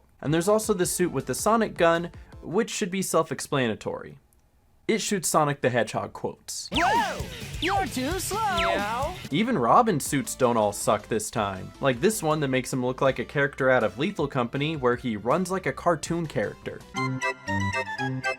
And then the other half of the levels are Batman joined with Superman. And Superman is quite literally the best character to exist. No joke. He can fly to skip half of every level, he's invincible to most dangers in the game, and he has both the laser eyes and ice breath abilities. Not only that, he can surge through the open world with ease, once you get used to his wonky flying controls. He is literally the ultimate character, until he gets inflicted by kryptonite, because then he just falls flat on his face. Okay, but how about the levels though? Most of them are a ton of fun. There's one specifically that takes you through Arkham Asylum and ends in a hallucinating boss fight against Scarecrow. The vehicle levels are all really solid too, most of them playing as auto-scrollers where you point and shoot as you drive by, and if not that, the vehicle controls are a lot smoother than previous titles. And I also really like this one level where you begin by fighting an evil receptionist, and it ends with a Rock'em Sock'em robot fight. There's only one weak level that I can point out just because of how painfully long it is, and it very well could have been separated into 2 or even 3 levels. But if one level's length is the only issue, that's not too bad. And even though there's only 15 levels, there isn't a shortage of content to play as you need 250 gold bricks to complete the game. How? Well, firstly, you get a gold brick from just about everything. Finishing a level, getting superhero status, finding all 10 mini-kits, but mostly you get a gold brick for every citizen in danger that you save. So that alone already counts for 50 of them. And the rest of them are scattered through this insanely large open hub world. This is almost on the same level as other open world games of that time. You have beacon points that you can activate that reveal parts of the map like something out of Assassin's Creed, and each one allows you to enter a fight with one of Batman's villains. Once you defeat that villain, you can purchase them too and they add to your roster. And then all the extras and red bricks can be found throughout the open world as well. So all of this sounds amazing, and if I stopped right here, this would potentially be the best LEGO game I've ever played. But unfortunately, this game is also horribly, massively, incredibly broken. Firstly, there's a new feature that allows you to save and quit partway into a level through these checkpoints, which is a really neat idea, if it worked. Unfortunately, this feature leads to miscounting your mini-kit totals, whether it's just a visual bug by changing the amount from 7 to 2, or somehow saying that I had -3 mini-kits after I finished the level. -3? Wait, huh? How was I at -3? But the worst part is that it somehow removed a mini-kit from the game. This mini-kit was right here the first time I went through free play on this level, and then I saved and quit out since I didn't have the right character to get the last mini-kit and figured I'd come back to it later when I unlocked him. Much later though, after I returned to that level, I see that it didn't save any of my previous work, which isn't a big deal, so I just went through and got all the mini-kits again. That is until we got back to this mini-kit, which was under the floor, and was replaced by a blue stud instead, like I had already gotten it. Wait, what? How did it say I already got that one? Which I couldn't have because this area is only accessible in free play, and I hadn't finished this free play level before. I only ever quit out to save my progress to return later. I was unable to make it reappear at all even after restarting the game, which means I cannot 100% the game unless I start over on a brand new file. And this isn't a new issue either. Many people have been complaining about this exact problem since the game came out. And that is just one of the problems. There's multiple places where your character can get stuck, and I do mean multiple. I somehow ended up falling into the ground and inside one of the building models. I'm inside the building! Why am I inside the building? Some puzzles just don't work until the 9th try. Sometimes the villain bosses you fight just disappear. He's gone. I glitched it. What did I do? Nearly every time I open the map, it closes on me right away the first time I open it, and when I do open it, I'm greeted with this Lego guy on the side holding something up to his crotch. That's not really a bug, I just kind of found it weird. Oh my God! And Alfred feels the need to interrupt you more times than the fairy from Legend of Zelda. Excuse me, sir. I wrote down like a dozen other nitpicks and praises, but I think I just want to wrap it up there because I got out all of the major upsides as well as all the major downsides. This game is easily one of the most fun LEGO games out there, but easily the most broken. I would say it's time to move on to the next one, which funnily enough is featured in the coming soon on the main menu once again. So let's get ready for LEGO Lord of the Rings.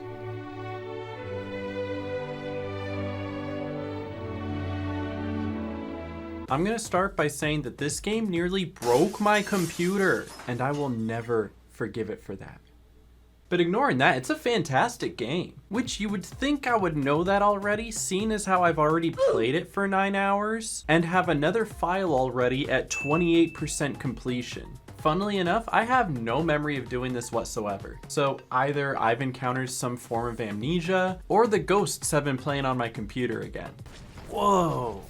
This game is awesome! LEGO Lord of the Rings follows the Lord of the Rings movies almost to a T. Like you could probably substitute watching the movies for playing this game instead. There's basically no difference when you put them side by side. In fact, all of the dialogue in the game is pulled straight from the films with no deviation, which means you get to relive some of the most iconic lines like, "Fly, you fools," and "I am no man." Though I am kind of bummed that they didn't put the potatoes line in. Potatoes, boil them, mash them, stick them in a stew. But just because all this dialogue is ripped from the movie doesn't mean that the LEGO humor and charm is missing. They still sneak in plenty of slapstick and jokes, whether it's something in the cutscenes or fun that you make for yourself. Bilbo! What do you mean? What are you surprised about seeing Bilbo for? We saw him 10 seconds ago when you punched him in the face. Do you not remember that? Wait, why is Bilbo here? But the more important part of the game is the gameplay, which admittedly is a ton of fun. The first level has you right into the battle for Middle-earth in a David versus Goliath scenario, which I'm pretty sure his height is exaggerated because I don't recall anyone in the book saying they needed a stepladder in order to fight him. And upon finishing the prologue, you're brought into the amazing, spacious, and beautiful open world. This place is huge. I mean, of course it is, because it's all of freaking Middle-earth. It's gotta be the size of like 2 GTA 5 maps, 4 Assassin's Creed maps, triple the size of Rhode Island, and maybe half a Sam's Club. This massive open world is broken up into smaller town areas with puzzles to solve and characters to unlock, and there's these statues that reveal the area to help you find everything, making the completion process less stressful. And for the first time ever, side quests! Hidden all over the world are NPCs that ask for hidden items that you can recover throughout the levels, and in exchange they give you mithril bricks, which is this game's completion brick. There are some NPCs that specifically ask for an item that can only be forged from the blacksmith, in which case you need to get a blueprint that can be found in some levels, and then use your mithril bricks to smelt that item to give to them, and that's where you get all of your red bricks from for your extras. And it's worth it just to see the look on the blacksmith's face when he smelts something. Look how proud he is of what he made. So there's already a ton of fun collectibles and extras to do. And I had to talk about the open world first because it really is the most breathtaking part of the game. But don't discount the story mode. From a variety of levels to a variety of characters, this is easily one of the most complete LEGO games yet. You can fish! And if that was it, I would still say this is one of the best LEGO games yet. But there's also a ton more, such as an advanced inventory system that allows you to carry multiple items at once and even combine some items that you're holding. Each character has their own strengths that help with specific puzzles, and then there's Sam, who is literally the Swiss Army knife of the first half of the game. No joke, nearly every puzzle can be solved by Sam. There's no point into switching to anybody else. Until you get Legolas. And then you just play as Legolas. There are some minor issues because it's a LEGO game, so of course there are, but they really are minor. Get it? Minor, because it's in the Mines of Moria, and Gimli is hanging from this rope, sticking his head into the fire for some reason. But for instance, with it being a LEGO game, the building mechanic is such an integral part of what the game is. And it's also completely absent from the first 2 levels. There's also just your general bugs, like when the characters randomly go flying through the air. Whoa! Whoa! That was on purpose, actually. And it doesn't even have to be the characters you're controlling. Someone in the background will just start flying for no reason. There was also this issue with a pushable rock that didn't move at all, and I had to change all of my graphics settings and restart the game just to get it to move. And then there's this Oliphant that just decided to stop moving completely. It stopped moving! I don't know, maybe he saw a mouse and got scared. And also, please stop with the movement magic until you get it figured out. Nothing clicks into place correctly, things will just end up floating, and really, I only need to put down 1 block anyways to finish the puzzle, making this whole outline you've got drawn on the wall redundant. And during the last level, it'll lock you into playing as Sam and Frodo, even if you're in free play. So then why do they have this strongman handle here when neither of them are strongmen? Like, what's up with that? And all of those are just nitpicks. But I do have one genuine annoyance that I want to bring to light, and it has to do with collecting mini kits in one of the levels. You get through the entire level, and at the very end, there's an auto-scroller that you have to run through and hope that you grab the mini kit on the way out. Because if you don't, you can't just die or restart the section. You have to do the whole level over again from the beginning to get back to that spot for just a shot at collecting that one mini kit again. Oh, I have to go do it again. And if it was just that one time, okay, whatever. One little annoyance, not that big of a deal. But what if I told you there's 2 levels in this game that have that same exact mechanic? Get to the end of the level, auto-scroller, don't miss the mini kit, gotta start all over again. Oh, is that still not too bad? Okay, well, what about 3? 3 levels in this game that has an auto-scroller at the end with a mini kit that if you miss, you have to go all the way back to the beginning and redo the whole thing. Oh, you know what? Let's go for 4. 4 levels. No, it's not. It's just 3, but it's still annoying. Besides all that, it's a terrific game. I highly recommend it and one of the best I've played so far. And you get to play as Treebeard. That guy's awesome. So what's not to love? On to the next one.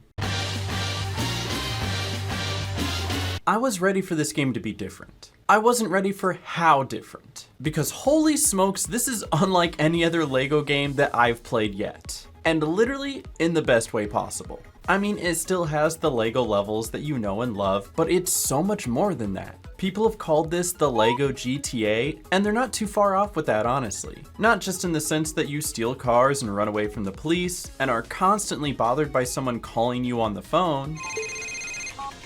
Nico, it's Roman. Let's go bowling. But the flow of the actual game feels very GTA-like with its story, and its use of slow motion whenever you make a massive jump. This is dope. Wait, this game's awesome. But in this game, you're not just using the open world to go from story mission to story mission, but rather that a lot of the story is happening in the world itself. You still have levels that take you into specific parts of the world, committing heists and completing missions, but they feel natural to the storyline instead of being the main focus of the story, just like you would in Grand Theft Auto. And the craziest part, this game released before GTA 5. So who copied who, I wonder?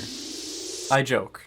Obviously, GTA copied LEGO City Undercover. But the reason this game works as well as it does is because LEGO City Undercover isn't limited to a specific franchise. This is the first LEGO game from Traveler's Tales that is 100% creative freedom. The characters, the levels, the story, all are brand new for this game. And although the world itself is its own creation, it is pretty obviously based off of San Francisco, California. This can be seen with references to Lombard Street, Alcatraz Island, and I'm pretty sure that's the Golden Gate Bridge. But also for some reason they have the Statue of Liberty, which is not located in San Francisco, but just go with it, okay? But I have to say, with all the originality, the one thing that stuck out to me the most has to be the music. The music has to be brand new because it's not based off of any pre-existing franchise, and let me tell you, it's incredible.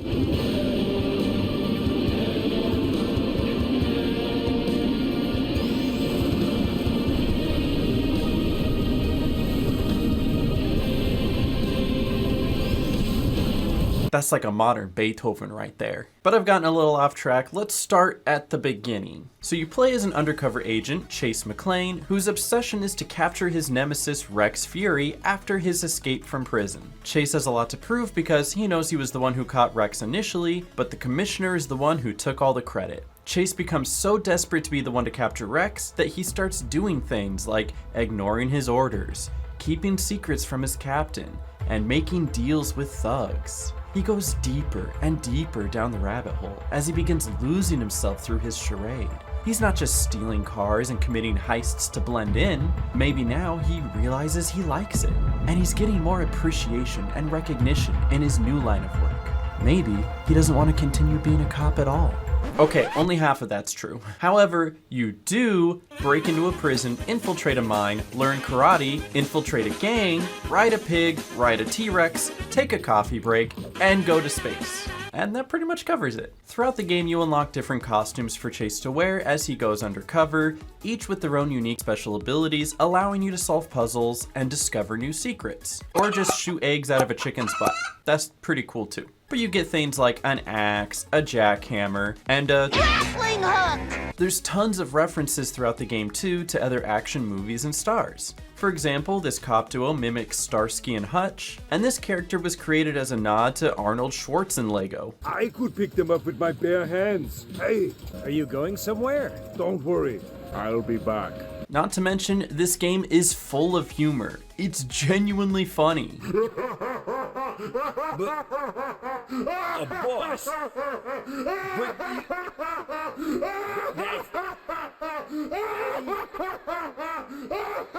Whether it's little nods or purposeful jokes, it's genuinely so well written. You're sat facing backwards, Frank. That'd explain why he didn't like it when I fed him that apple. Except for maybe that joke. But also, it's got fishing. So how can it get any better? If I had any complaints, it'd have to be how much lower the FPS is during the open world. Once you jump into a level, it smooths out immensely, and makes you wonder that if this was made in modern day, if it could be a bit more optimized. So, with so much praise and such little complaints, why isn't this game more talked about? It's likely a few reasons. Number 1, this is the 12th LEGO game from TT Games, and after a while, people get fatigued from a game series continuing on for so long. Number 2, since it's not from a recognizable franchise, it is a lot harder to market it to a wider audience. A lot more people are into Star Wars than they are general LEGO. And number 3, because when the game was first released, it was only available on the Wii U. That'll probably do it. Matter of fact, I'm pretty sure there's some motion control still left over in the game, since I caught my vehicle hopping whenever I moved my controller around. Wait, hold up. Is there motion controls with this? Does it have motion controls? Jump. Okay, that time it worked. But it felt really good to finish this game. And although 450 gold bricks feels daunting, you get a gold brick from doing every little thing in the open world, so they add up really quickly, and it just comes down to how much time you're willing to put into it. But whether you're stealing cars and evading the cops, or you're chasing down a car thief and being thwarted by your fellow policemen, this is easily one of the best LEGO games out there. It's just really funny how you play a cop and then he does so much illegal activity. Spider-Man does whatever a spider can. This game is amazing. Plain and simple. Okay, I'll talk about why it's amazing. And before we start, I want to make a point that it is LEGO Marvel Superheroes with an ES on the end and not just heroes like OS, because when I was a kid and I played Sonic Heroes, I used to misspell that all the time, and now I will never misspell the word heroes ever again. I don't know why I told you that story. Let's move on to the video game. So LEGO Marvel Superheroes didn't necessarily add anything new, but what it did do is take everything before it and perfected it. Remember when I talked about how amazing LEGO Batman 2 was, except it had all of those flaws? Why am I inside the building? So it's like that, but without the flaws. Mostly. But where do I even start? LEGO Marvel Superheroes is really its own story built in the Marvel world, encompassing everything Marvel with all of these characters and all of these fight sequences and all of these villains, and it's just really good, guys. I don't know how else to explain it to you. It's fantastic. But let's start from the beginning with just one small negative. Just one little. As I started the game and Iron Man came onto the screen, I noticed right away that Iron Man is not played by Robert Downey Jr. because, well, why would he? But the guy that they did get for him just doesn't sound like him. You have to remember to look before you leap. He sounds whiny. And the guy who plays Nick Fury definitely isn't Samuel L. Jackson either, but how cool would it have been if they did get him? Oh, I'm sorry. Did I break your concentration? But what really hurt me is that they didn't even get J.K. Simmons to play J. Jonah Jameson either, which is like the greatest sin. Half of the characters just sound like a very general dude voice, and you know why that is? Because they got one dude to do them. However, it is super forgivable when you consider who's doing these voices. John DiMaggio is also the voice of Bender from Futurama and Jake from Adventure Time. James Arnold Taylor is Johnny from Johnny Test and Ratchet from Ratchet and Clank. And Tara Strong is likely your entire childhood. Okay, so it's not actually a negative. Also, Stan Lee is in this. Shout out my boy. The main story of this game is that the superheroes of Marvel come together and team up to take down a group of villains who have also come together to try to harness the power of cosmic bricks so they can take over the universe. This game came out 1 year after the first Avengers movie, so there is a handful of inspiration pulled from that, until years later when they decided to make a video game just for that. But we'll get to that later. But this has to be one of the most complete rosters in gaming. The Avengers, the X-Men, the villains, even Thanos is in this, and all of them with their own powers and abilities. Although there aren't really any new powers in this game, as a lot of them are just recycled abilities from older LEGO games. But at least the people who made this game did their research, and they made sure to give each character their own identity. Heck, they gave some of these characters multiple identities. But I guess one other minor complaint I have is with all of these characters and all of these abilities, how come most of the puzzles are just simple button mashing? At least one of the other puzzles that has a bit more variance is the smart character puzzle, but doesn't that feel a bit insulting to some of the other characters? Like, sorry Spider-Man, even though you're smart enough to create your own web fluid and Peter Parker is depicted as an actual nerd, you're too stupid to remember a sequence moments of 3 colors. Maybe next time, bud. And then they made Wolverine a character whose ability is to dig. And that just feels a little patronizing. But as I'm playing through these levels, I'm realizing that all of them follow a similar pattern. Remember at the very beginning of the video, like an hour and a half ago, when I was describing the perfect level in LEGO Star Wars? That's just about every single level in this game. There is only 15 total missions, and that makes this like the 4th LEGO video game in a row that has less than 20 levels, but they do seem to be opting to make all the levels longer, and I think I like it that way. What do you guys think? We're like halfway through this really long video. Do you like a lot of shorter levels, or do you like less longer levels? Also, tell me your favorite color. I like blue. But I do particularly like a lot of these levels. One of them has you running through the basement of an evil hideout, fighting off symbiote bad guys, and then coming across a Venom jump scare. Oh, jump scare. And then there's another level where the Statue of Liberty comes to life, and not only do you have to circumvent the statue's hands, but the second half of the level has you inside the Statue of Liberty. Not the one from Lego City Undercover, probably. And while you're in there, you have to climb to the top. And I really do mean climb. Like, it feels like I was playing a Lego version of Only Up. And then I fell through the floor. I didn't realize there was a hole in the floor, okay? God, all right. First of all, he's blocking my way. Second of all, he's charging up like he's like a rhino about to charge or something, and I fell all the way down again. I hate it here. Hulk, can you not block the way?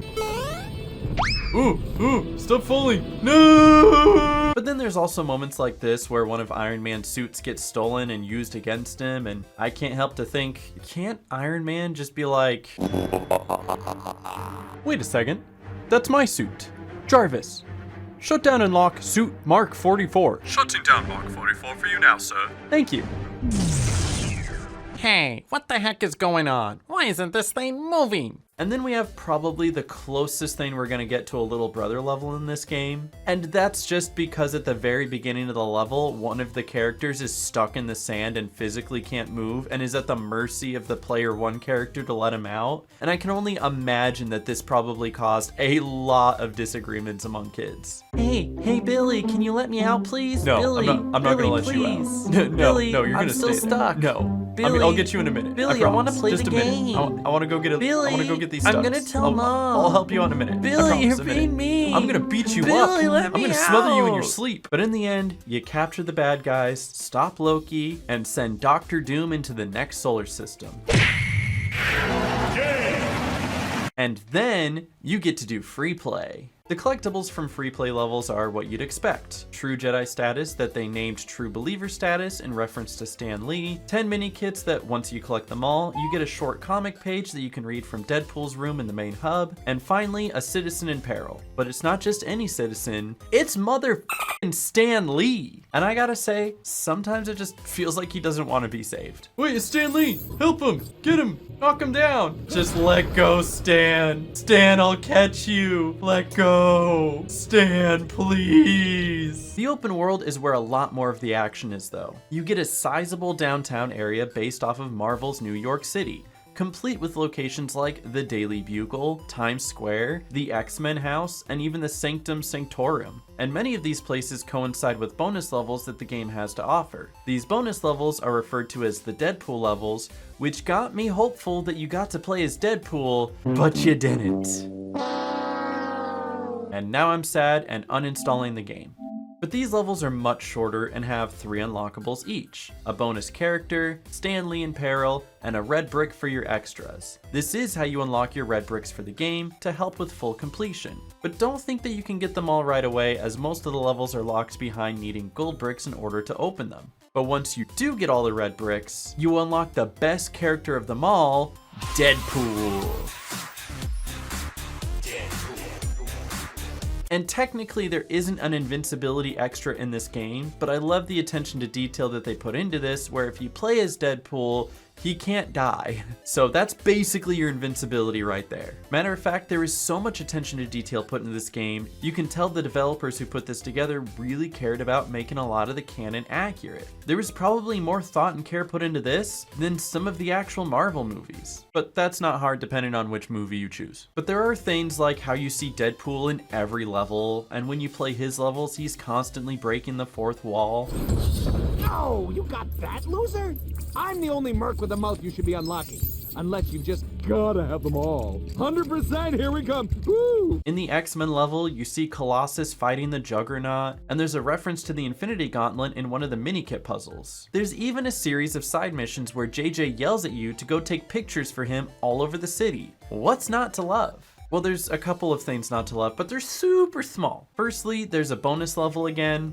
It's not good. There's still stacking magic abilities, which are still annoying, and one or two of the trophies on PlayStation require you to drop in as a second player to do a little funny bit, and not everyone has a second controller. So way to lock the platinum trophy behind purchasing another controller, guys. And some of the side missions that you have to do for gold bricks in the open world are pretty cool, but some of them are just glorified escort missions like something out of Assassin's Creed. On the bright side though, if you really don't like an NPC, you can just kill him. Wander off the edge and everything's fine. Whoa, I didn't mean to kill him. Oh, okay, he's fine. But aside from that, this game is the best one yet. And I know I've said that about like half of these games, right? But I wouldn't keep saying it if they didn't keep getting better and better. I mean, I did have a race driving a school bus as Iron Man. Cruising on down Main Street, you relaxed and feeling good. What could be cooler than that? Definitely A+ material here, maybe even S tier, we'll see. But there is a trailer once again at the main menu, so let's see what our next LEGO game is.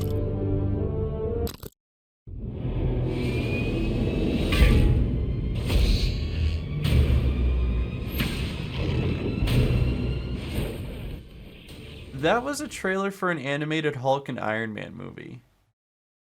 Whatever, just cut to the next one.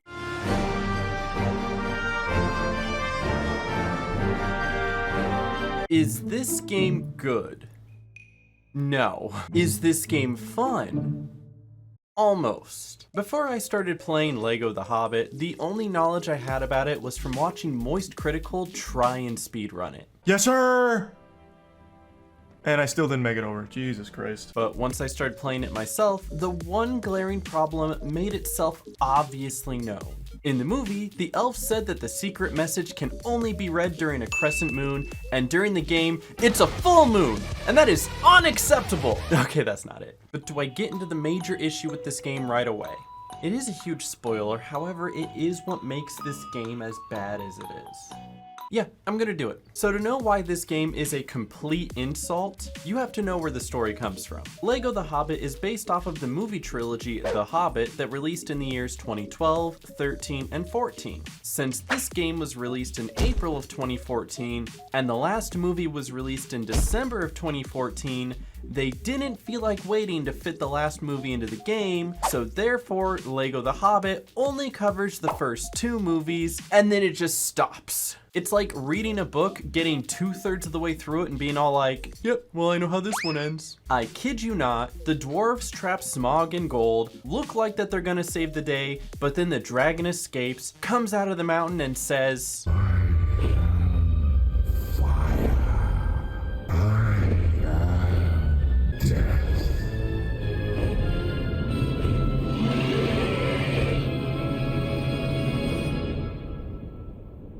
What have we done? and then it just ends. Huh? They even made a point of showing you that one spot on Smaug's scales that's vulnerable, where in the last film the bard hits in the right spot to deliver the finishing blow, and you never get to see it. So why make a point of showing us? So it's already not worth playing just in the sense that it's an incomplete game. But I gave it a playthrough anyway to see if there was any good that came out of it. And there is some, so let's get into it. As I just said, the game follows the story of The Hobbit, and it's a really fun story to follow along with. I really loved experiencing parts of this tale again. I mean, look, I even had the movie up side by side while I was playing it. Isn't that fun? You mostly play as the dwarves, Gandalf, or Bilbo Baggins. Until you unlock Legolas, then you play as Legolas. And just about anything established in LEGO Lord of the Rings pretty much carried over to this game. Same collectibles, similar side quests, and very similar gameplay. And you know what else they brought over? getting to the end of a level just to have an auto scroller where you have to grab a mini kit that if you miss it, you have to do the whole level over again. It's actually not that bad. It's only the first level this time, and then after that, most of the auto scrollers are put at the beginning of levels. And another plus is that if you go back to free play any of these levels, you can start at different checkpoints in the levels. So some good did come out of this. There are also some new additions in the new character abilities. Some of the dwarves can stack on top of each other, which is pretty funny, and the buddy smash, which pairs a couple of dwarves together as they attack with the power of friendship. We'll use the power of friendship. Some of the other new additions I'm not too fond of though. Like there's a whole loot system now. Throughout the levels in open world, you have to collect additional resources so you can bring them together and do these little build mini games to build something and solve puzzles and progress the story. It's a neat idea, however, early on in the game I was struggling to even find resources and had to double back through the open world to find some. And when you get to late game, everything requires dozens of these resources. And if you haven't played every level 8 times over and have been saving up, you can't afford anything. Generally, whenever I finish the story of any LEGO game, my plan is to seek out specific extras. Usually the mini kit detector, 1 or 2 stud multipliers, and any additional characters I need for free play. And then I do all the levels again for all the collectibles. And just like in LEGO Lord of the Rings, you need to smelt some mithril bricks into items to trade for those bonuses. Except in this game, you additionally need a lot of this loot to smelt it as well. Like, I needed 20 diamonds to get what I needed for the mini kit detector. I don't have 20 diamonds. I don't even know how I got 7. I don't even know where to get diamonds. I'd have a better chance of hopping on Minecraft and digging straight down to find diamonds. So you can see how that's a problem. But I'll tell you what, I really did like most of the levels. Going through the story was a lot of fun. The new subtitle layout looks nice and clean, and I'm a fan of that. For some reason, the UI is oddly close to the top of the screen. It's a little weird, but I'm not mad about it. And there are some new gameplay sequences that are a ton of fun to do. Like this one that kind of reminds me of the Undyne fight from Undertale. There is one level in particular that's just a little bit too long. It's the one with Bilbo solving Smeagol's riddles and the dwarves running away from the goblins. This one level alone took me over a half hour to finish and could easily have just been 2 levels. Split the Bilbo section and the dwarf section, both of those could be their own levels. There is another level that stuck out to me though, mostly because of the name. Can I say that? I'm not gonna say that. I can't say that. There's also this part that has the troll show off his underwear after you hit him enough times, and I'm jumping back and forth as to whether or not this is funny or not. I'm gonna say yes. And if you thought Wolverine was being patronized by having the digging ability, this dwarf's ability is to eat, become fat, and then use his belly as a springboard. Yeah, go ahead, make fun of the fatty. You're not gonna be laughing when he sprints by you, leaving you to be eaten by the bear. The dude is fast. Another couple things I was amused by is the fact that you can change the time of day in this game, and it's an actual animation rather than other open world games where you just sit there. And then if you jump onto a spider's head while you're fighting it, it just doesn't know how to react. To be fair though, I probably wouldn't know how to react either. What is that? Get it off! Get it off! You can't get me. I'm on your head. Also, there's a bonus level, and it's not terrible. But I think the story mode is fun, up until it cuts and then never finishes, but before that, it's great. Everything outside of it, however, LEGO Lord of the Rings does everything else so much better and probably the more worthwhile game to play between the two. But at least they brought back fishing. Okay, I'm done with this game. I don't want to talk about it anymore. I'm done. Everything is awesome.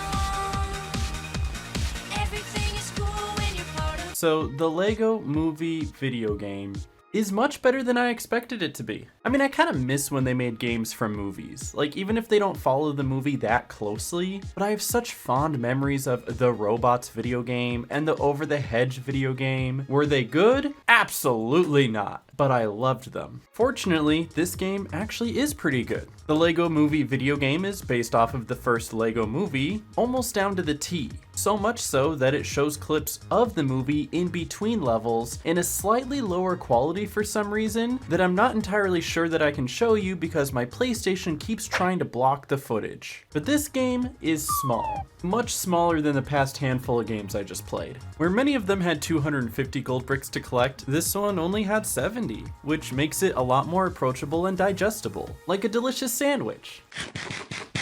This is just bread and cheese. You want it, don't you? Come here. Come on. Oh, yeah, you want the sandwich. No, you don't want the cheese? There's no meat on this sandwich, that's all it is. I completed the game and got the full platinum in just over 12 hours, and I enjoyed every minute of it. It's a nice change of pace to play a game that I can fully complete in a day or two, especially with these other titles that just have massive open worlds to explore, and sometimes it's nice to play something smaller. It's not perfect, mind you, but it is still pretty good, so let's get into it. You play most of the game as the main character Emmett, who has a bunch of different costumes to wear, including this one of him taking a shower that I wanted to show off specifically because it's funny. In the movie he's played by Chris Pratt because Chris Pratt is in everything nowadays, and something about the way that Emmett looks in the game just feels a little off. Like he doesn't look anything like Chris Pratt. Emmett from the movie though, definitely Chris Pratt looking. All the other characters look just fine though and match their movie counterparts perfectly, all the way down to their abilities. I especially like that Vitruvius's ability is to blindly walk through dangerous areas because he can't see the danger, and it integrates into some very unique puzzles. And the Blue Astronaut does this Pac-Man-like puzzle that gives the gameplay something new. Unikitty does this enrage thing that is just funny as hell.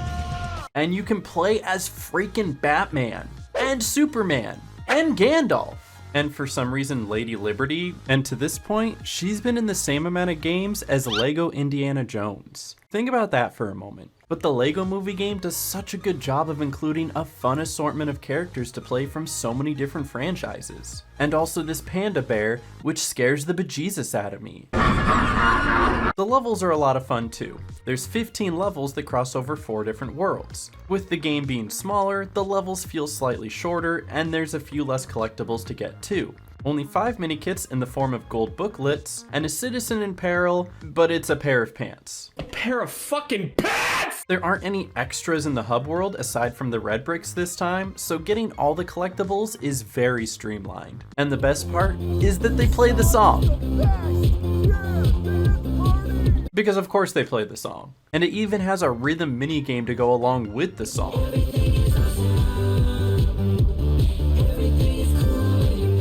And that's enough, I don't want to get copyrighted. They even carried over the building minigame that came from Lego The Hobbit, which I don't think I mind as much here. Mainly because I feel like it fits into the theme of the story a lot better. The original movie was about how half the citizens could only build with the instructions, and the resistance were the ones creating their own builds freely.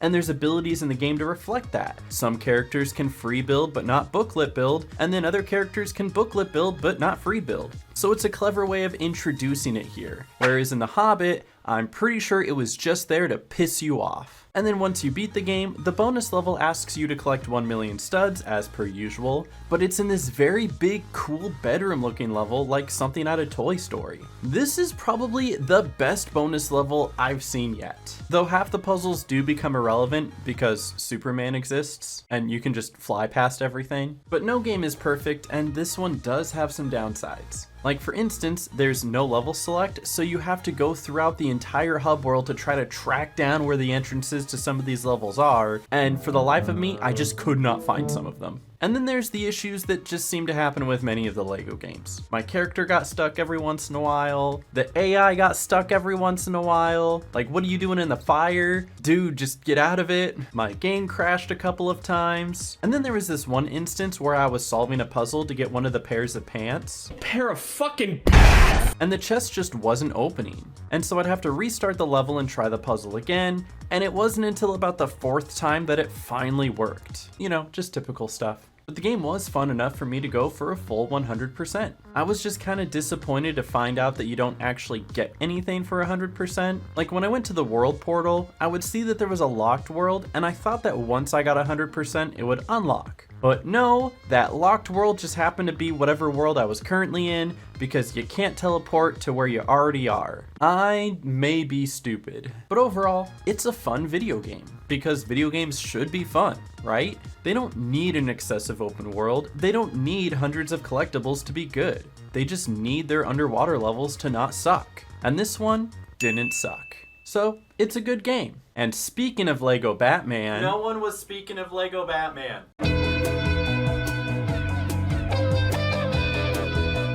So the craziest thing about this game is that you can beat the entire story in 5 minutes. Lego Batman 3 actually has a crazy speed run where you beat the first level, go out of bounds, and then teleport to the last level. I didn't do that, but I'm just saying that you could. But before we get into the game, can we talk about this menu? This is the first Lego game that has been so shameless about having DLC. Buy this, buy that, get the season pass. Yeah, well, I did end up buying the season pass. It was only $3, okay? Just gonna write it off on my taxes anyway. Don't judge me. But it comes with gay Batman, so it was well worth it. But let's get into the game, huh? So Lego Batman 3 follows the first two in the sense where it follows its own story, which isn't important. You see, I tried to follow the story. I really tried. You gotta believe me. It's something about all the Green Lanterns getting kidnapped, and then Lex Luthor wants to be president, so he tried brainwashing the planet, but you don't really need to brainwash them because these dunderheads were both president at least once, so you're probably trying too hard. And then the bad guys and the good guys team up and rescue the Green Lanterns and whatever Joker's got going on over here. I've got the whole world in my pants. And for a game called Lego Batman, you barely play as Batman. It's so ironic that I think Batman is a story character in more levels in the Lego movie video game than he is in his own video game. This game is essentially Lego Marvel superheroes, but swap out all the Marvel heroes with DC heroes. Like even down to the abilities. Alfred has a silver platter he throws around like Captain America's shield. They have the Atom, who is just Ant-Man but looks different. And Plastic Man is just a carbon copy of Mr. Fantastic.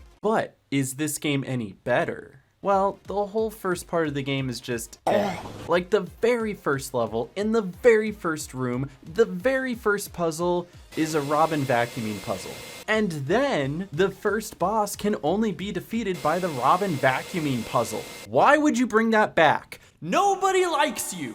Also, now instead of getting interrupted by Alfred with hints, hints can be triggered by hitting these little blocks and then have them squeaked at you by this little Batman thing. Oh, this is gonna be so great! I want to kill him, oh my goodness. It honestly reminds me of the alternate dimension Robin from the old Teen Titans show. These first handful of levels just aren't that good. You don't have a lot unlocked yet, so the puzzles don't vary much, and all of the backgrounds look the same. You're either in a cave or on an alien ship. And in the second level, Batman turned into one of those bosses from Lego Indiana Jones 2, and I hate Lego Indiana Jones 2. And I kept almost getting True Jedi status, and then not. Seriously, 250,000 studs for True Jedi is criminal. And then after that, the game hits this point where all the levels become available at once, and every level from here on out was actually really good. There's a level where you're running through a shrunk down Europe and breaking all of the towns. There's another level where you have to seduce a lizard. And although I did complain about Robin's vacuum ability, most of the other abilities are really solid. Another one of Robin's abilities is to summon a little mini Robin that rides around on a surfboard.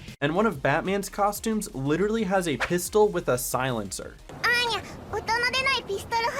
And the best part is that you can just swap them on the fly. You no longer have to find these stupid suit changing platforms, thank God. The only downside to it is that like half the characters get these suits. So half the characters all have the same abilities, and there's less variety when it comes to playing as different characters. But on the plus side, Joker looks hilarious in all his suits. Why is Joker in a box? Homie's just in a box. But outside of the shared abilities, the characters are fun and unique in their own ways. Whenever Superman or Wonder Woman fly, their theme song plays in the background, and that's pretty fun. This one character is voiced by Gilbert Godfrey, and that's super obvious. Ah! You hear that? And then Conan O'Brien is in this game. for some reason. But once you finish the story by beating Superman... No, really, what was the story about? Why am I fighting Superman? What is going on? Sorry. Once you beat the game and the credits are rolling, you... Hold up. Michael Jackson worked on this game? That's sick. Okay, sorry. After you beat the game, the free play experience was one of the most seamless experiences I've ever had in a LEGO game, especially with the ability to jump throughout the checkpoints in the level just to grab what you need. All the red bricks are back in levels where they belong, you still have 10 mini-kits to collect, and every level has a hidden citizen in peril who this time is played by that one dude on Family Guy. On TV's Adam West. Adam West, Adam West. Yep, from Family Guy and nowhere else. And instead of an annoying collect 1 million studs bonus level, you get a Batman throwback level where you play as the Adam West Batman and go through his wacky adventures with onomatopoeias all over the place. The second part of the level looks like you're chasing the Joker through the desert, but it pans out and you see that you've been on a soundstage the whole time. And that's just a fun little detail. And the open world is solid. It's not the best, but it's solid. And my favorite little part of the open world are these VR levels. And no, they're not actually played in VR. They're a bunch of Tron-themed levels with a whole assortment of video games. Essentially, you have a time limit to complete a small challenge, and depending on how fast you complete it, you get a bunch of studs as a reward. And the studs act as the timer, which means if you have a times 3000 multiplier, you really don't have to worry about the timer. And you may recognize some of these little mini games too. One of them looks like Snake, one of them is like a fun little race, and one of them, well, this one should be obvious, right? It's the maze game from Toontown. With just that, this is a really solid game. But there are a couple things that put this game over the top for me. First off, they added that little circle underneath the characters, so even when you're jumping, you can see where you're landing to make platforming much easier. Technically, this feature was first added in LEGO The Hobbit, but I refuse to give that game any more credit. And secondly, remember earlier when I said I bought the season pass? I fully expected that to just be bonus characters because that's all it ever has been in the games before it, and frankly, that's all I ever got from LEGO Star Wars The Skywalker Saga, even though there was so much potential to add additional levels for the Mandalorian and the Bad Batch, and okay, that's not what I'm talking about right now. I will get to that game. What LEGO Batman 3 did was add bonus levels for the DLC, and they're actually really good. There's a level with Joker and Harley where they set up a party for Batman's 75th anniversary. There's a level where you play as the Suicide Squad and you break them out of prison. And there's even a level pulled straight from the Dark Knight movie where Joker is dressed up in the hospital gown and he's blowing up cars while trying to chase down Harvey Dent. This level is so cool. Even Commissioner Gordon is jumping for joy. Look at him go. Honestly though, I'm shocked that out of 3 LEGO Batman games, not a single one of them was based off the Dark Knight trilogy. I mean, what a missed opportunity. Look what we could have had. My only real complaint about this game, besides the first 6 levels or so, is that there is this one mini kit that specifically requires Poison Ivy's power to get to. This puzzle doesn't show up anywhere else in the whole game, and in order to get Poison Ivy, you have to go down to the villain's pit and keep doing random side quests until hers finally shows up, and when you do complete it, you don't even unlock her, you unlock whatever piece of muscle she's dating at the time. So it is a lot of work for one mini kit. But otherwise, this game is great. And I was going to check out the trailer to see maybe what the next LEGO game is, but when I clicked on it, it opened up an entire browser on my PlayStation, which I thought was kind of weird, so there's that. Okay, we move on to the next game now.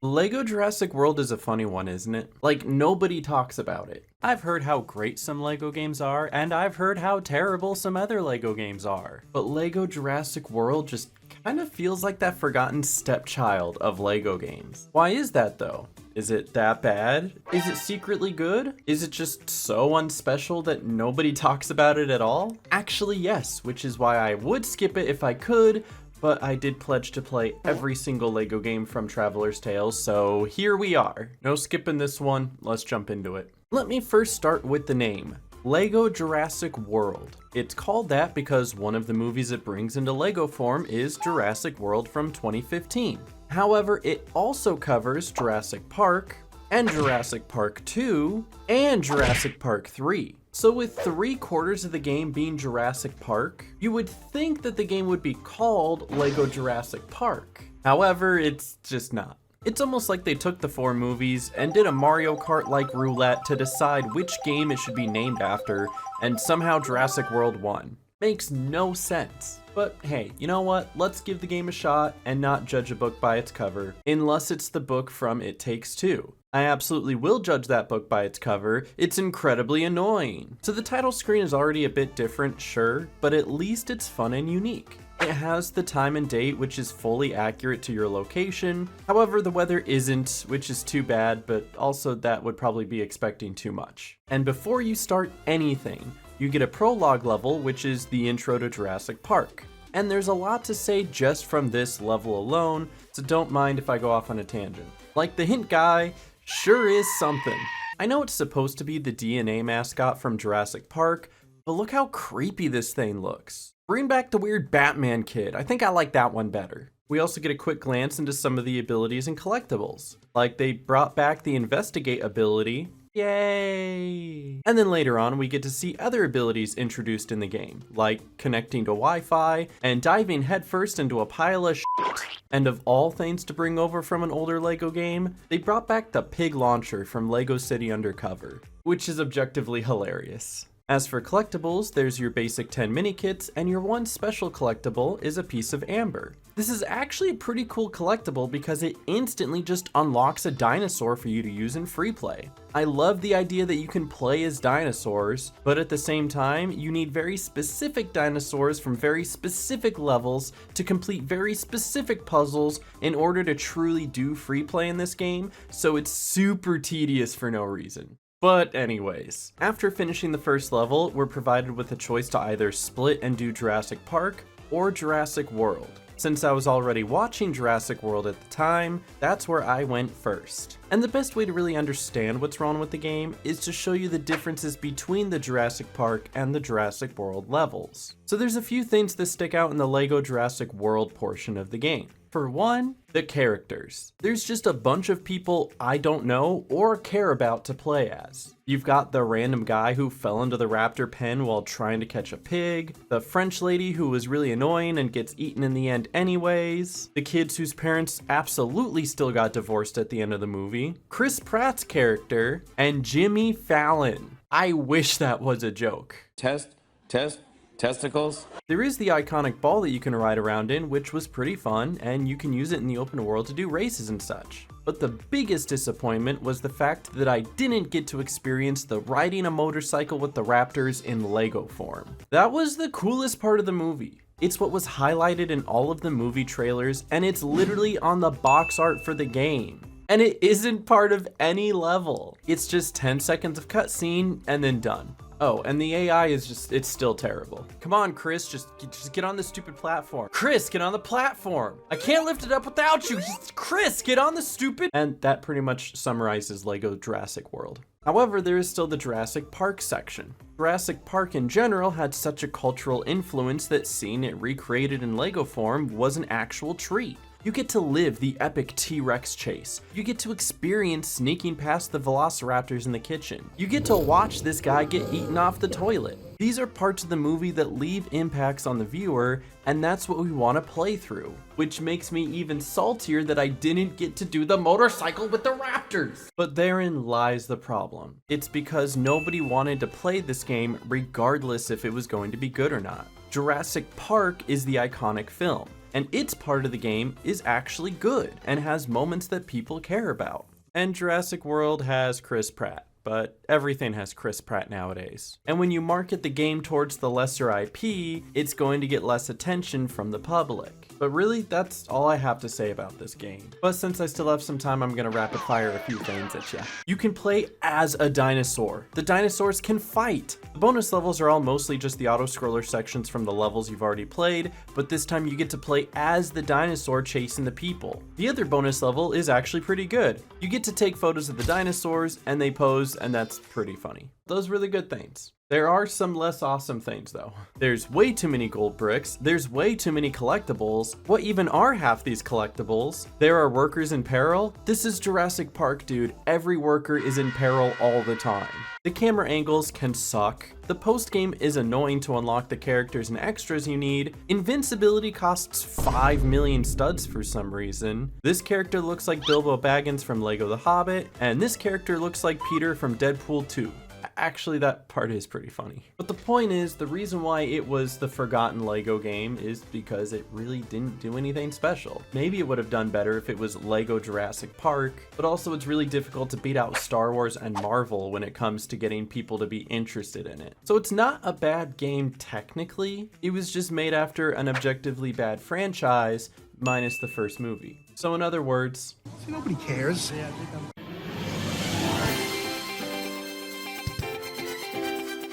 Alright, we're going to be taking a little bit more of a casual approach to this one, because I'm going to be honest, I didn't actually play this game, but I did still want to talk about it, and it felt wrong to just leave it out of the video completely. So here we are. With LEGO Dimensions, it felt like a really cool idea. It was LEGO's take on bringing toys to life.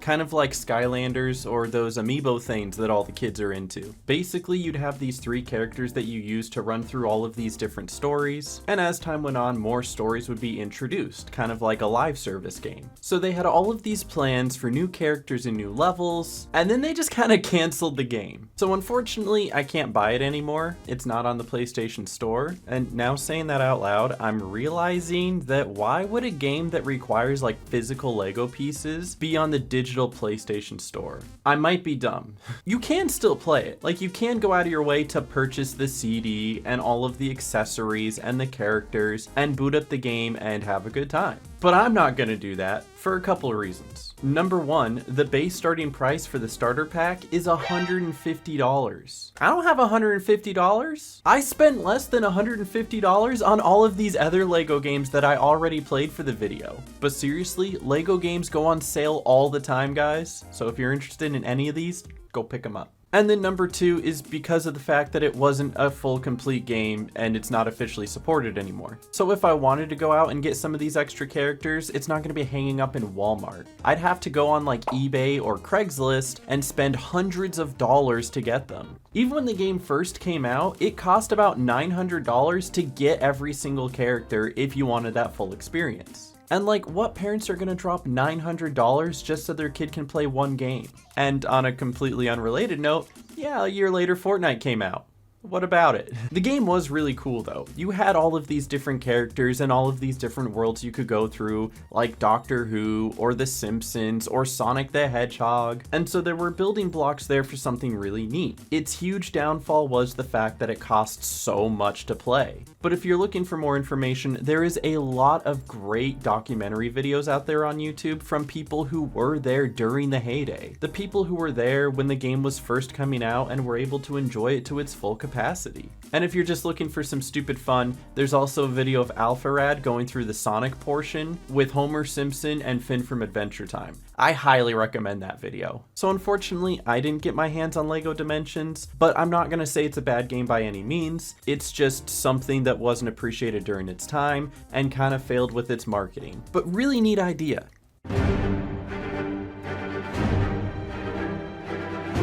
Since LEGO Marvel Avengers was the second Marvel game, I wasn't expecting it to be too much different from LEGO Marvel Superheroes. And I was right, but like in a good way, because that was a really good game. And so is this. LEGO Avengers came out in 2016, about a year after Age of Ultron came out in theaters, so it's no surprise that the 2 movies this game covers are the first and second Avenger films. Though how cool would it have been if they were able to wait a little longer and add in Infinity War and Endgame? But that's really the most that I could hope for because, truth be told, I'm not actually the biggest fan of Age of Ultron. And if you are, that's fine. It's just that every time that I watch it, I tend to forget everything that happens in the film the moment the movie is over. And it also doesn't help that Ultron is played by the same guy that plays Robert California from The Office, so whenever he talks, all I hear is, "There is only sex." But before we start, I did end up getting the season pass because it came with the deluxe edition, which was on sale for $5, so it was well worth it.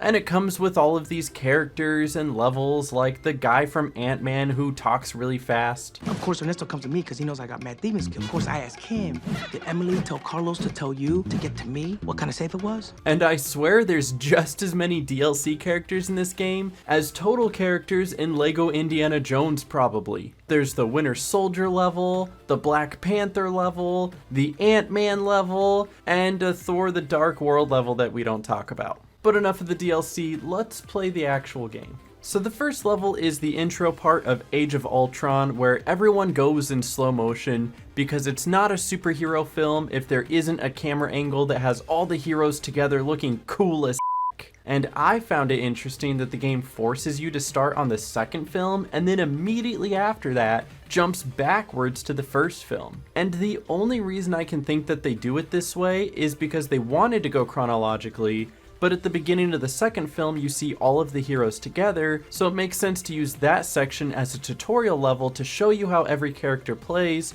before jumping into the actual story. There's a few changes I noticed as I played through the story that I like and wanted to point out. Like, this game has action commands now, so you can choose when to do your finisher, instead of the game interrupting your gameplay randomly to waste 8 seconds of your life. And with the combat being such a main focus here, of course they have the combat multipliers, which just inflates the stud economy, but in the best way possible, because now you can afford everything with it being so reasonably priced and not at 5 million studs. And then everybody's health is buffed in this game. It still says you have 4 hearts, but every heart requires 2 hits now, so really you have 8 hearts. They just don't show up that way because then it would take up the entire screen. Except for if you play as Captain America without his helmet for some reason, because I guess that helmet alone is worth 2 hearts like it's from Minecraft or something. Individual characters have changed up a little too, not by much, but like Captain America doesn't just walk over fire like he did before,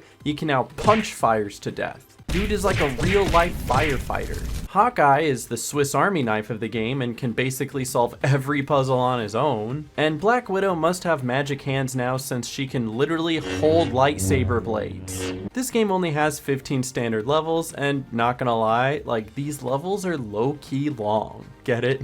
Like, low-key? Do you get it? But I'm genuinely surprised they were able to squeeze so many levels out of these 2 films. I guess it helps when you throw in a Captain America throwback level, but they made the game a decent length. And they still make sure to add all of these moments that you know and love and recognize from these films. Like this part.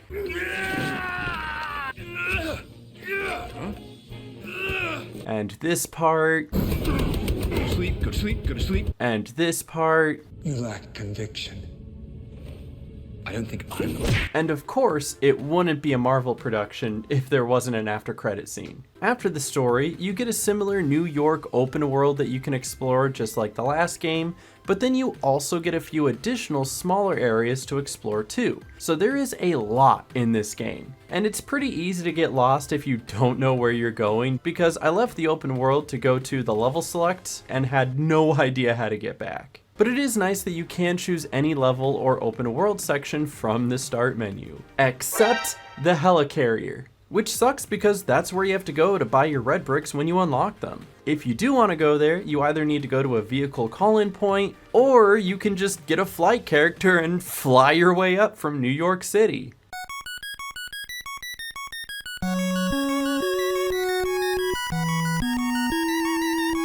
As far as free play goes, it's a good fun free play experience with all of your standard collectibles. And you still get to save Stan Lee. I love you, Stan! There's easily a million characters to unlock, which is both a good and a bad thing. I like the large variety of characters, and thank God they added the ability to swap between the character variants with L and R when you're choosing one. Unlike previous games, you had to wait for the roulette to cycle through if you wanted a specific one. Though, how come all of the standard characters you get through the story are so spread out? Every other LEGO game unlocks characters in order of appearance, so it makes it easier to find the exact character you're looking for. This game feels like a game of Keno randomly dropping characters somewhere on the board. But as with many LEGO games, the fun comes from the details. It's moments like building this Iron Man bot and it kinda just gets stuck there. Or in the Black Panther level where this guy just kinda gets stuck there. Or when it's my character that just gets stuck there trying to break out of Loki's shield.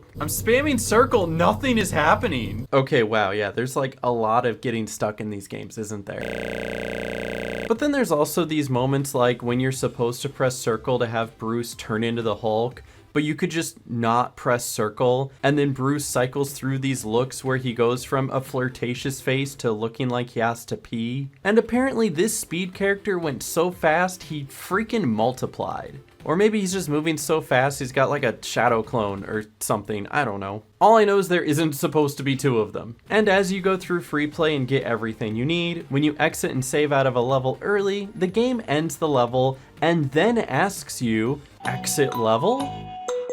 Like, yes, homie, that's why I quit the level. Why are you asking me anyway? It's literally the only option. But any complaints I have are small, and it's awesome to see that they took a game that was already renowned as an A+ title and found ways to make it even better. The LEGO Marvel games continue to be fun, and they haven't disappointed yet. Also, it has a McDonald's arch.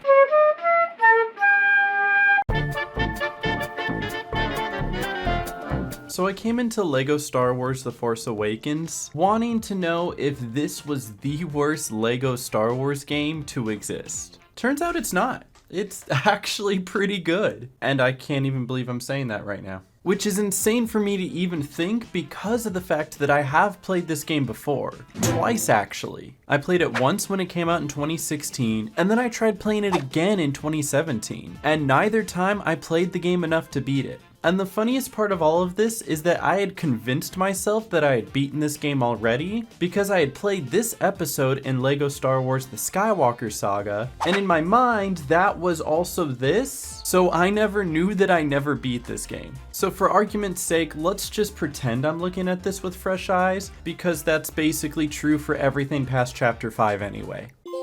So let's begin. As the title of the game states, the whole game is based off of one movie, Star Wars The Force Awakens. Now this is an action-packed movie, but since it is only one movie that they turned into a game, I figured it'd be on a smaller scale like the LEGO Movie video game was. It is, but also it isn't. There are only 13 levels, and even that's stretched out because the first level is the ending of episode 6, and the last level is Rey climbing up a hill to give Luke his lightsaber. Like, that's it. That's the whole level. And of course we know how that ends. And the only reason I can think that the last part of episode 6 is the first level in this game, besides adding more fluff, is because it gives you 2 Force characters for you to use later in free play, and that is needed, because besides Darth Vader and Luke, Kylo Ren is the only other Force character you get throughout the story, and you don't play as him until the post-game bonus levels. And I hate to say this next part, especially because of how much I love LEGO Star Wars The Complete Saga,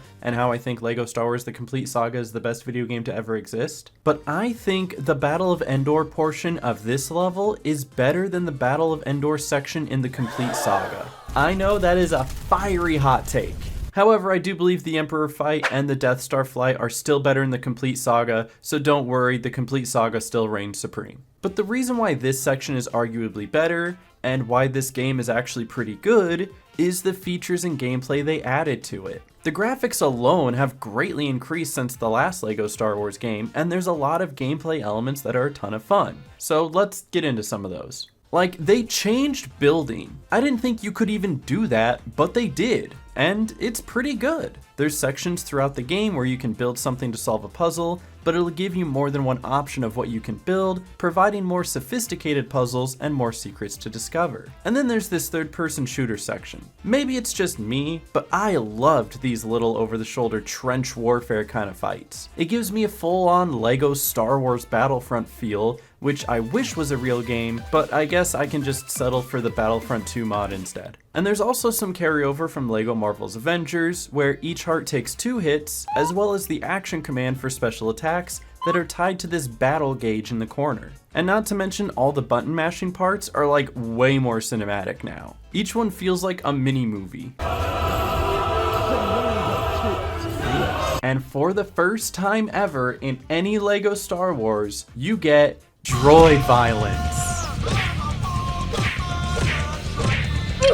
Yeah, the droids can punch people now. Yeah, it goes against one of the laws of robotics, but they can't jump and they took away R2's ability to fly, so it all balances out, I guess. And as I went through the story, one of the things that I appreciated a lot was the fact that not all of the red bricks for extras are exclusive to be unlocked from free play. You can get several of them in story mode and unlock them right away from your character select menu. You can get attract studs from the very first level, which is super helpful. Just a few levels later, you can get the ×2 multiplier. And what really drives this point home is that they have an all-in-one collectible detector that is available right away. The moment you start the game, you can go to your extras and buy it as soon as you have enough studs, of course. It's not free. I kind of made that mistake. See, I didn't realize it was available right away, so I didn't end up buying it until after I completed the story, which I guess isn't a big deal, but I also ended up buying the collect ghost studs extra first, and then didn't have enough for the collectible locator. Dude, where is mini kit detector? Oh, just collectible detector. Available from the beginning? It's just one of the immediate buyables?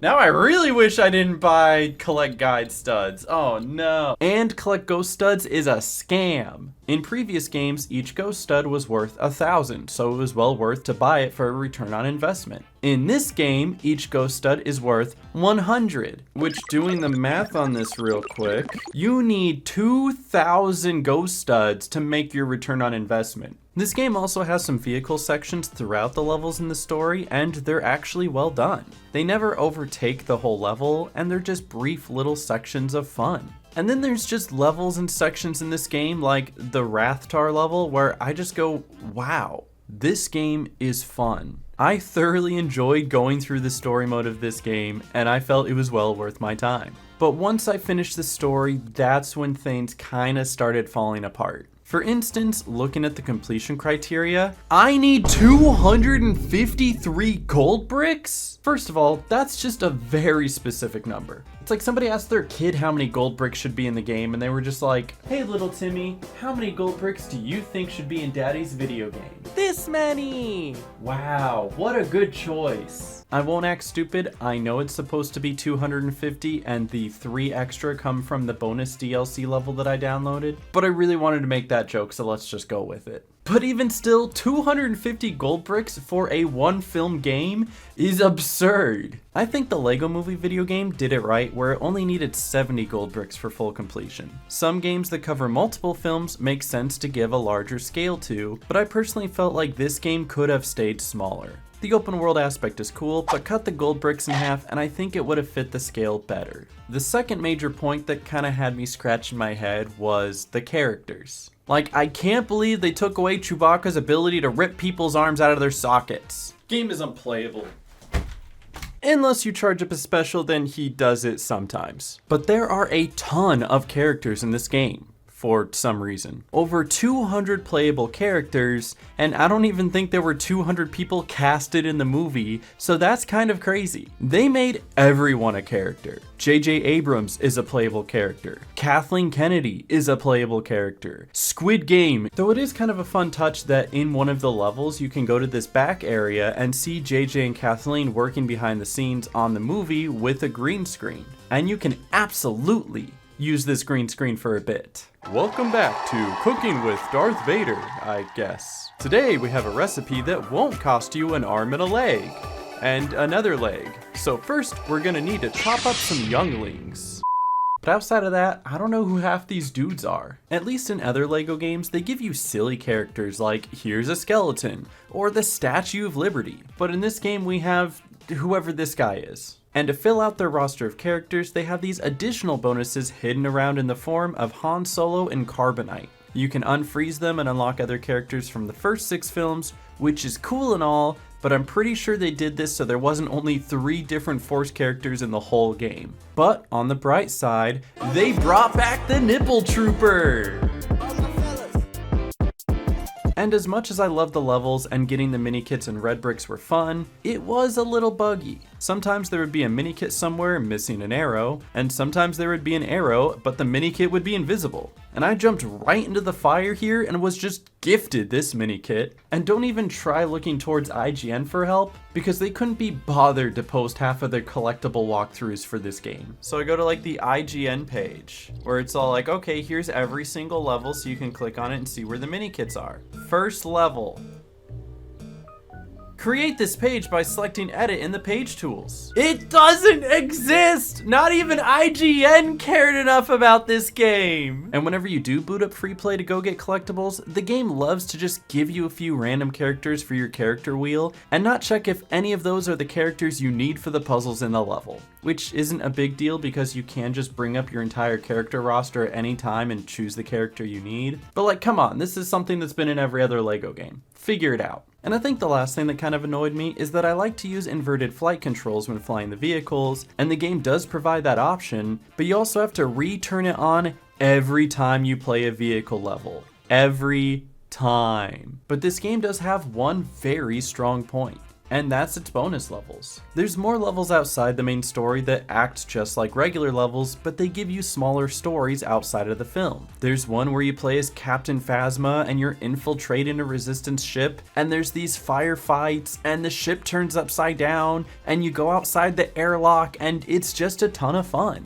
There's another level showing Han Solo and Chewbacca sacrifice half their crew to capture the Rathtars, which is pretty funny. There's a smaller bonus arena level where you play as the little battle fighting game from Star Wars Episode 4. And then there's this other level which is a free downloadable DLC, and it depicts the story of how 3PO got his red arm, something that they just brushed to the side in the movie. You probably don't recognize me because of the red arm. Him and a few other resistance droids tried capturing a First Order droid for information, but after realizing they're stuck on this dangerous planet of acid rain, the group of droids truck through the planet to the rendezvous point. As they go along, their numbers dwindle as each droid sacrifices themselves to help the remaining droids complete their mission, until the end where there's only C-3PO and the First Order droid left. You cannot go out in that rain.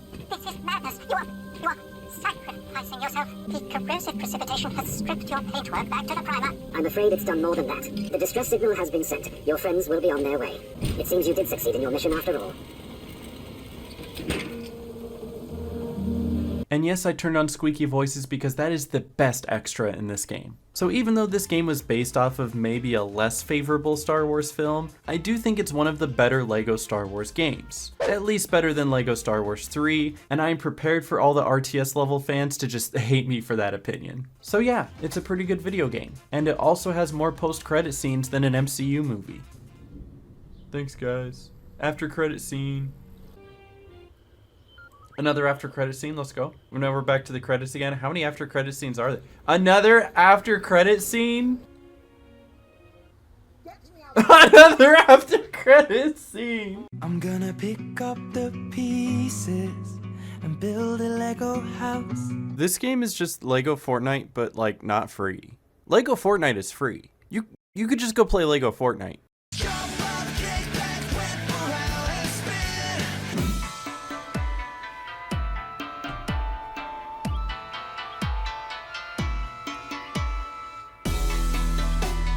Babe, can you help me put this on, please? Like that? Yeah. Do I want my ears in it or out of it? Do you want your ears to stick out? I think that's how it's supposed to be. There you go. Yeah. Now you got a tail. Yeah. Yeah. Yeah. Yeah. Ninja. Ninja. Ah. So obviously I'm wearing this for the Lego Ninjago movie video game. And if I didn't already have some unpopular opinions, this is definitely going to be an unpopular one. But I actually kinda liked this game. The Lego Ninjago movie video game is exactly what it sounds like. A video game based off of the Lego Ninjago movie. I heard that this game was bad. Like potentially the worst Lego TT game of them all. So honestly, I had no idea what to expect. That's why I watched the movie first. So now I kind of know what to expect. If you're a fan of Lego Ninjago and you've seen the movie, you know it's pretty mediocre. The story is weak, and there's literally no climax at the end. But I will give it this, the jokes are pretty funny. That's right, it's me, Your son. You ruined my life. How could I ruin your life? I wasn't even there. I personally have never seen the show, but I guess one of the reasons people didn't really like the movie that much is because it didn't do a good job of sticking to the canon. So like in the show, a lot of the characters had their powers early on, and it wasn't revealed right away that Zane is a robot.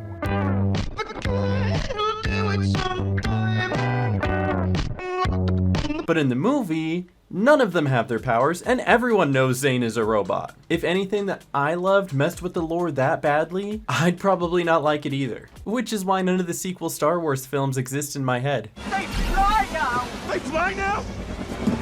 They fly now! But as I started the game, the very first level was a tutorial level, which is something I don't think I've seen in a LEGO game yet. Though it's not covering basic LEGO game instructions, it is covering the game's combat controls. A lot of the moves are things we've basically seen in other LEGO games already, like the Sonic the Hedgehog homing attack, but this time they have specific names. But there are a couple special things about the combat. The first one is that you can't just spam the same attack over and over again, since enemies have the ability to block it, so you have to mix it up and do different attacks when that happens. And the other is that each move has like a skill tree connected to it. Some of these skills help out the move, like giving it more power or range, and the other ones are like makeshift red brick extras with multipliers and stud magnets. The multipliers are a bit odd though, and not just because one of them says enemy and the other one says foe. One of them says foes, and the other one says enemies. What is the difference between an enemy and a foe? But more so, it doesn't multiply the studs when you pick them up, it just multiplies how many studs come out of an enemy when you defeat them with that specific attack. But once you've got all of that, then you're ready to start the game. And it's the story mode from here on out that I actually really like a lot. They changed the way that the levels work and fiddled a bit with the LEGO formula without changing too much. The True Jedi status bar is no longer tied to just a level, it's always there, and it'll continue to fill up whether you're in the story mode or not. So you don't need to go specifically do each level again if you didn't get enough studs the first time around, or even have to go out of your way in each level to try to obtain it. And if they did this with any other LEGO game, I don't think it would work. But it works here because of the way that they redesigned the levels. There is no longer a separation between the area that's a level and an area that's part of the hub world. That separation that's existed since the first LEGO Star Wars doesn't exist in this game. And I know that sounds weird, but it only sounds weird because it's a LEGO game. If you look at literally any other adventure game, a lot of them function this way. Jak and Daxter, God of War, Star Wars Jedi Fallen Order, the levels take place in the world that you progress through, and then you can freely backtrack through to find all of the lost collectibles and bonuses. These bonuses are still there the first time you go through the level, and you can get some of them right away. But sometimes you need to come back later to unlock it with a new ability that you got later on. This is all the same principle, it's just this time in a LEGO game. And it is just my opinion, but I liked it. I don't think every LEGO game needs to do this, but it is nice that they changed it up for this game and kept it fresh. And because of the fact that it takes the form of an action-adventure game, there's two main gameplay mechanics at hand: the combat and the puzzles and parkour.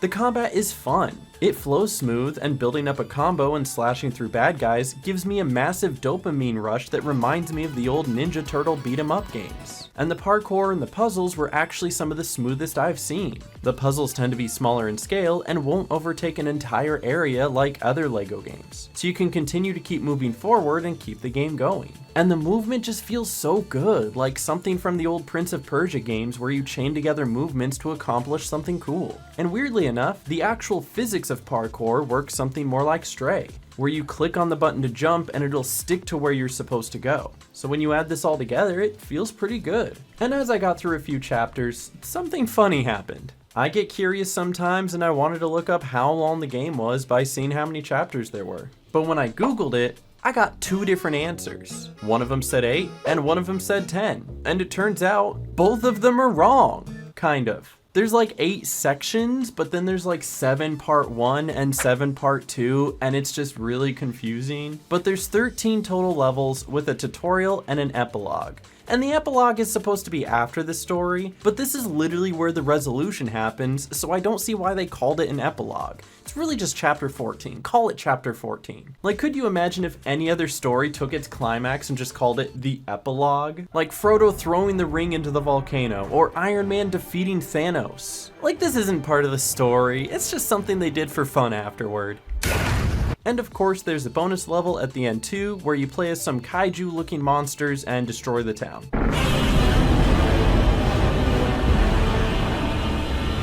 It's pretty fun actually. So what is that, 15, 16 levels? And outside of the story mode, there's these dojo fights where you can beat waves of enemies and then eventually a boss, and those are just turn your brain off fun. And additionally, there's also these multiplayer battle modes, which are a little interesting. These can be played with up to 4 different players, but the weird part is that if you play just by yourself, it still keeps all 4 points of view on screen. So like this one is me, and the rest of the screen is irrelevant. Like, what do you want me to do? Screen peek the computer? There's this ice power-up that's supposed to make it harder for all the other players to see, but I don't think the CPUs care, like, at all. And there are 3 different battle modes that you can play. There's a capture the flag game mode that the computers are just way better at than I am because my flag keeps getting caught out of bounds. There's an orb collecting minigame that I felt so much better at until I realized half the time the computers are either getting stuck in one place or just obsessively running up and down the same wall over and over again. And the last one is like a keep away King of the Hill game mode where you have to hold on to this chest while all the other computers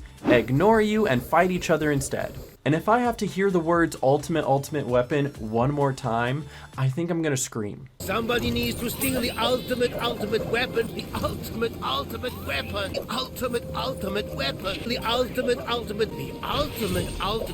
ultimate. But I think playing through the story is the strongest part, and everything outside of that is kind of where the weaknesses show. This is another one of those LEGO games that has a fine 5 to 6 hour story, but then demands a dozen more hours outside of that to get all the collectibles and characters. The hub world puzzles are fun, but there's just so many of them that it becomes bloated. And then the final character you can't unlock until you get all 220 gold bricks anyway, but it gives you the golden ninja, which, you know, he looks pretty cool. But then you realize you're still missing a character. Well, what? There is one more bonus character called Lloyd with a hoodie that you can only get if you know the code. So it's exactly the same as that Jack Sparrow unlockable from Pirates of the Caribbean.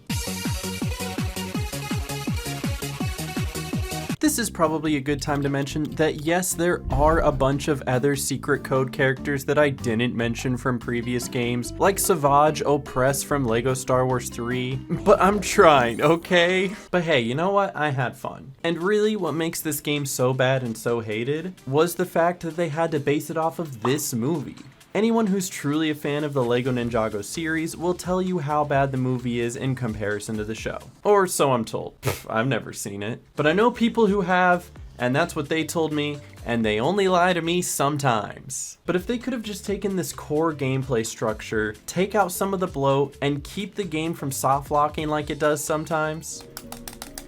Why is it frozen? What happened? This could have been amazing. But instead, we got the skeleton of a good game that was unfortunately brought down by a bad story.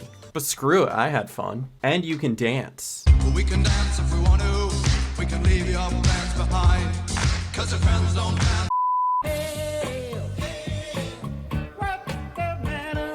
I'm not even wearing my beanie for this one. That's how sad I am about this game. And it has nothing to do with the fact that it's in the wash right now. LEGO Marvel Super Heroes 2 is meant to be the direct sequel to LEGO Marvel Super Heroes. You know that game that I played earlier that I gave so much praise and acclaim to? However, I just have not heard very good things about this game specifically. Not that it's bad per se, but like, sequels should be better, right? Or at least as good as the original. But I'll have to go see with my own eyes. Is it better than the original? Is it worse? Is it just right? It's not. Upon launching the game, you immediately get hit with the Guardians of the Galaxy soundtrack. So at least it gets a point for that. And I had high hopes from there, especially because the first level you play as the Guardians of the Galaxy, who are some of my favorite Marvel characters. They're funny, the powers make sense for their characters, and their levels tend to be a lot of fun. And of course it features Chris Pratt. It's best not to think about it. But he's actually not in the game this time. And that is pretty much as good as it gets, unfortunately. But let me explain why. I'll start with the story, so go ahead and sit down, get some popcorn, Grandpa's gonna read you a tale. The story is based off of our villain, Kang, in maybe the only place you'll ever see him be the main villain, because that movie isn't happening anymore. And we need all of the Marvel superheroes to spread across the land and retrieve these crystal things, and then come back together at the end to stop Kang. And if that feels like a dumbed down version of the story, that's pretty much how I felt playing the story. But just to be upfront, I'm gonna be jumping back and forth between the things that I did like and the things that I didn't like, because that's basically what you're doing in the story anyway, so jumping around and being incoherent is par for the course here. And right away in the first level, I found things I did and didn't like. Halfway through, I was already feeling confused because the levels in this game can be a little confusing with their direction. However, if you're stuck, they do have a dedicated hint button to help you out and figure out where to go next. It'll pop up and tell you what puzzle you're supposed to be solving, but the downside is, it only works sometimes. And then at the end of the level, it brought up the character unlock screen, and I gasped. They got rid of the little circles! You know, the ones that the little faces would sit in that people have been using for like Twitter profile pictures. Those are gone and replaced with giant rectangles like it's the Mortal Kombat character select screen. By level 2, I was noticing something else. It's underwater. Underwater levels tend to be a hot topic because they're just rarely ever good. That one in the Lego Movie video game, that was fine, it was passable. This one is not. It's clunky, it hinders your controls, and it's just not fun to play. Although I did like the little health bars that are above the heads to show how much health an enemy had left. It gives a fun sense of strength and power to all of your attacks, but it's only fun until you fight a boss because at that point it's inching down like you're playing Kingdom Hearts at level 1 and you're fighting the final boss. In between the next set of levels, I kept noticing that the subtitles were just kind of awkward. Like the way they scroll and then kind of fade but don't really fade. I don't know why, it just super bothers me. It's not that it's bad, it's a creative choice, it just isn't a creative choice that resonated with me. It's kind of like how some people like pickles and I don't like pickles. And if you do like pickles, then you're wrong. No, that's not true. But whenever I see pickles, I just kind of get this sense of disgust, and that's how I'm feeling looking at these subtitles. And by the time I got to the Spider-Man level, I began seeing a pattern. A lot of these levels are like 50% puzzle and then 50% boss. And I know I described some of my favorite levels from previous games kind of similarly, but those levels are more like 80% puzzle and then the last 20% is the boss. In this game, the bosses nearly overtake every level that they're in. And a big part of that is that these bosses are all designed the same way. Well, not visually, of course, because you've got like Venom Carnage, who looks amazing, and oh my goodness, I can only imagine what type of boss level this would be. But then it's something boring because all you do is wail on him until his health chips down. There was some real potential here with these really unique bosses that just kind of all end up playing the same, and that's no fun. And it becomes painfully obvious in the Spider-Man level because you have this giant Mysterio in the background that could have been a really cool boss fight. And then it's really just only there for aesthetic while you wail on the Shocker instead. And the idea of the Lego formula doesn't do this any favors. In many other games, fighting a boss is a big deal. It poses a challenge with cycles and patterns that you have to learn because if you lose, you have to start all over again.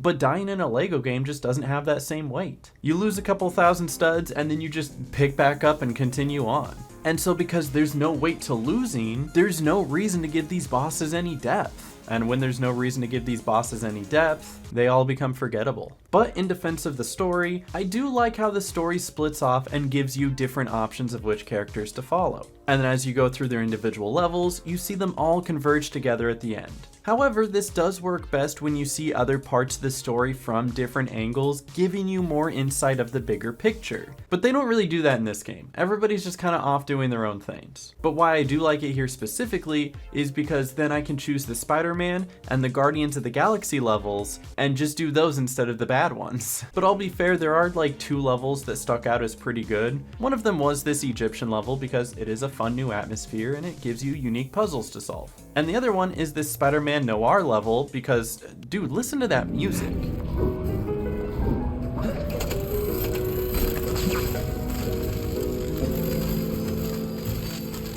And they gave Spider-Man a gun. What's not to love about that? But outside of that, yeah, the Spider-Man and the Guardians levels are like the only good levels in this game. And it makes me wonder if they had just focused on a Spider-Man Lego game or even just a Guardians of the Galaxy Lego game and kind of made it a smaller scale for these universes. It could have been something really special with a fleshed out story and personality in the characters. But also it's a Lego game, so like, I don't know anyone who's ever really worried about story in the first place. But there's a reason for that too. And I guess it's because a lot of these stories for these Lego games have already already been written. They're pulled from franchises that have a foundational story, so it was something that we never needed to worry about. But then when it comes to LEGO games that do have to make their own story, some of them do such a good job with it. LEGO City Undercover and the first LEGO Marvel Avengers I gave really high praise to, and then this game just kind of feels underwhelming in comparison. So enough about the story though. What about the characters? Well, they didn't include the X-Men, so that sucks. And they didn't include the Fantastic Four,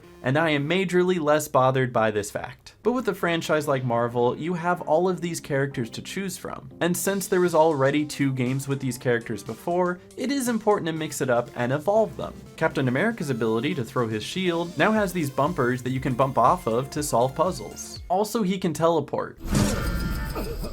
But I just don't think that was on purpose. But it feels like a lot of other characters' abilities aren't intuitive or more complicated than they should be, and I have a few examples. First off, there are puzzles in this game that are simply hold a button. But for mechanics, you have to spam a button, and then you need to twist your Joy-Con, then you need to spam another button, but then that button changes and you have to spam a different button, but then that button changes again, and sometimes my character icon blocks the button I'm supposed to be spamming, and I cry a little. Okay, that one might just be a nitpick, I'll give you that. But there was another instance with Doctor Strange. His power is to turn back time and change the position of objects, like in The Legend of Zelda Tears of the Kingdom. And without any knowledge or practice of this, all I have to go off of is this hieroglyphic telling me to swing my Joy-Con back and forth.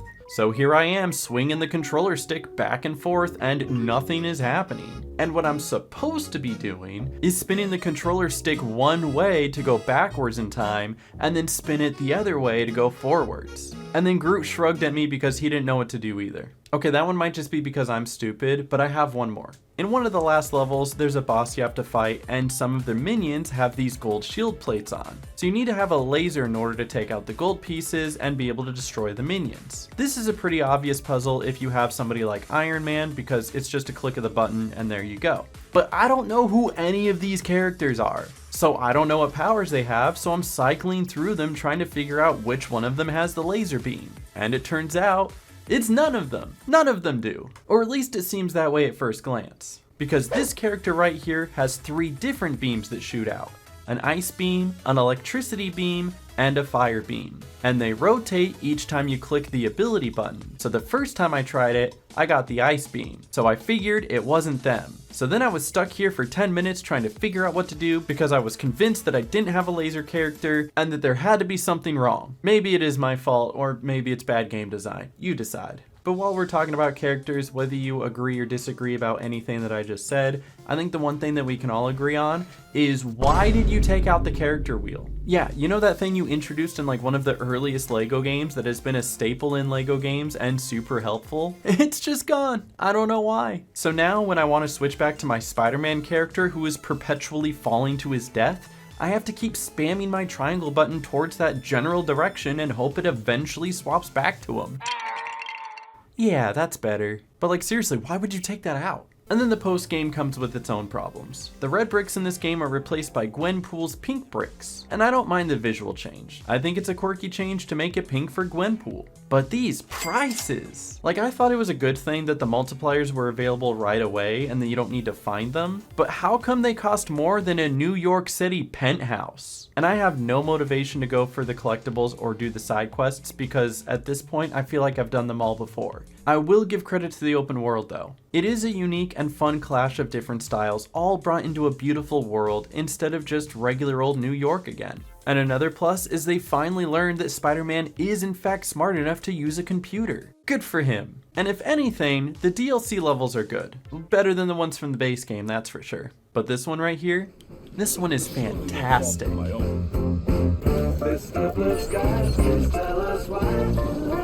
But I will take the time to acknowledge that a lot of what I just said was nitpicking small details. The game itself isn't actually bad. Fundamentally, it works well as a LEGO game. But it's just not good either. At least compared to the other LEGO games it's supposed to be following. It's meant to be the successor to the first LEGO Marvel superheroes, and those are some pretty big shoes to fill. So of course it's going to be hard to live up to that. But it's mostly the same characters, the same puzzles, the same collectibles, and the same stupid AI. but that was always a given. Unfortunately, it is the weakest of all the LEGO Marvel games, but it is still better than LEGO Indiana Jones 2, and this dance-off at the end was pretty fun.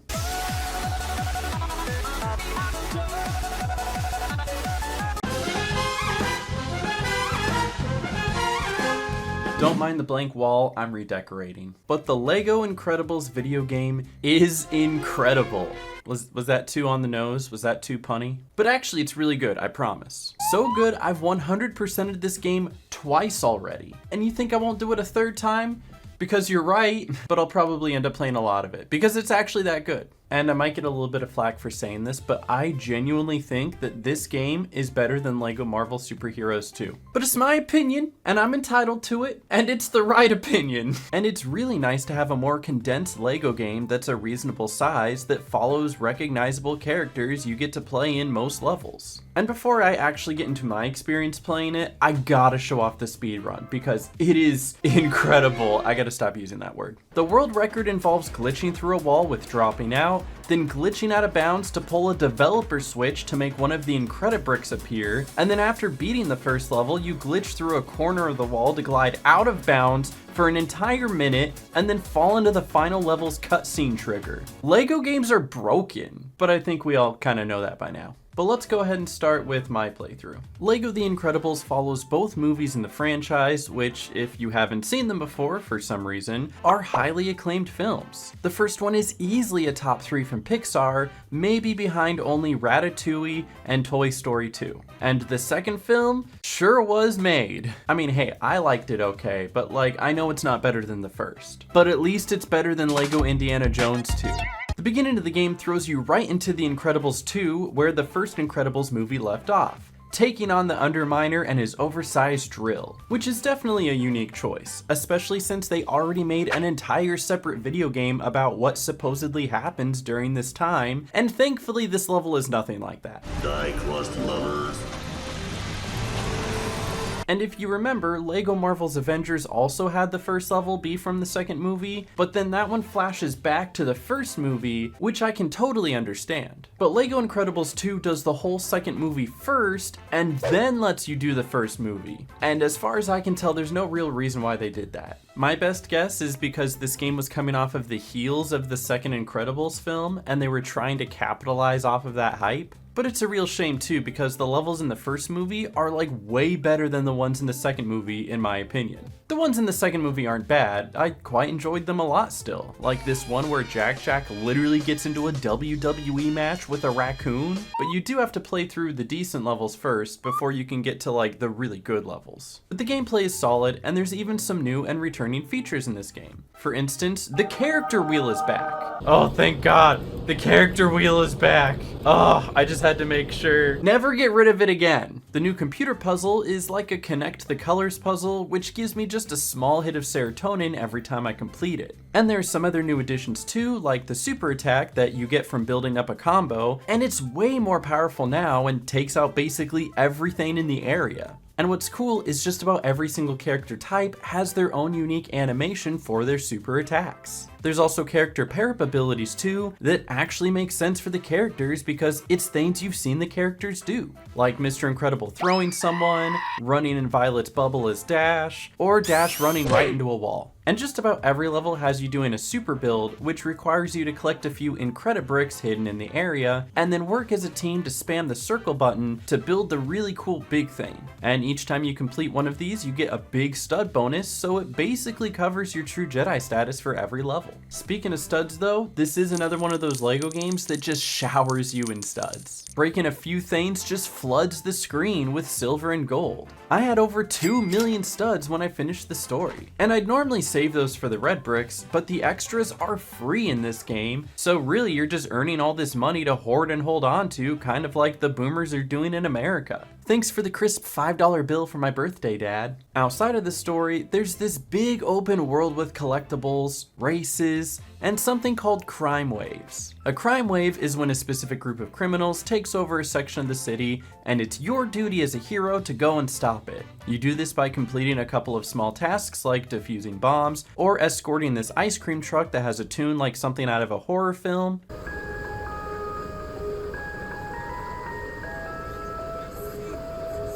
and then finishing out the crime wave by fighting a boss. And I gotta say, these bosses are actually kind of fun. They have real cycles and patterns like a real video game boss would, so it adds another layer of depth to these fights. This is also the first LEGO game to introduce a loot box system. Now you gotta remember that this came out in like 2018, which is right at the end of the loot box era, and before every game decided to just have a battle pass and an overpriced store. But it's really more like a facade here. First of all, they're all relatively cheap in comparison to the amount of studs that you probably have, so you're not losing anything opening them all as soon as you get them. And more importantly, most of these are predetermined. The only ones that are random are pulled from a pool of characters that are seen as extra characters and not ones that you need for free play, because you probably already have a character with that ability if you've beaten the game. But the predetermined bags are like the bags you open when you finish a level, so you get a character from that level, or the bags you get at the end of crime waves where you'll unlock the minion or boss from that crime wave. But the most important ones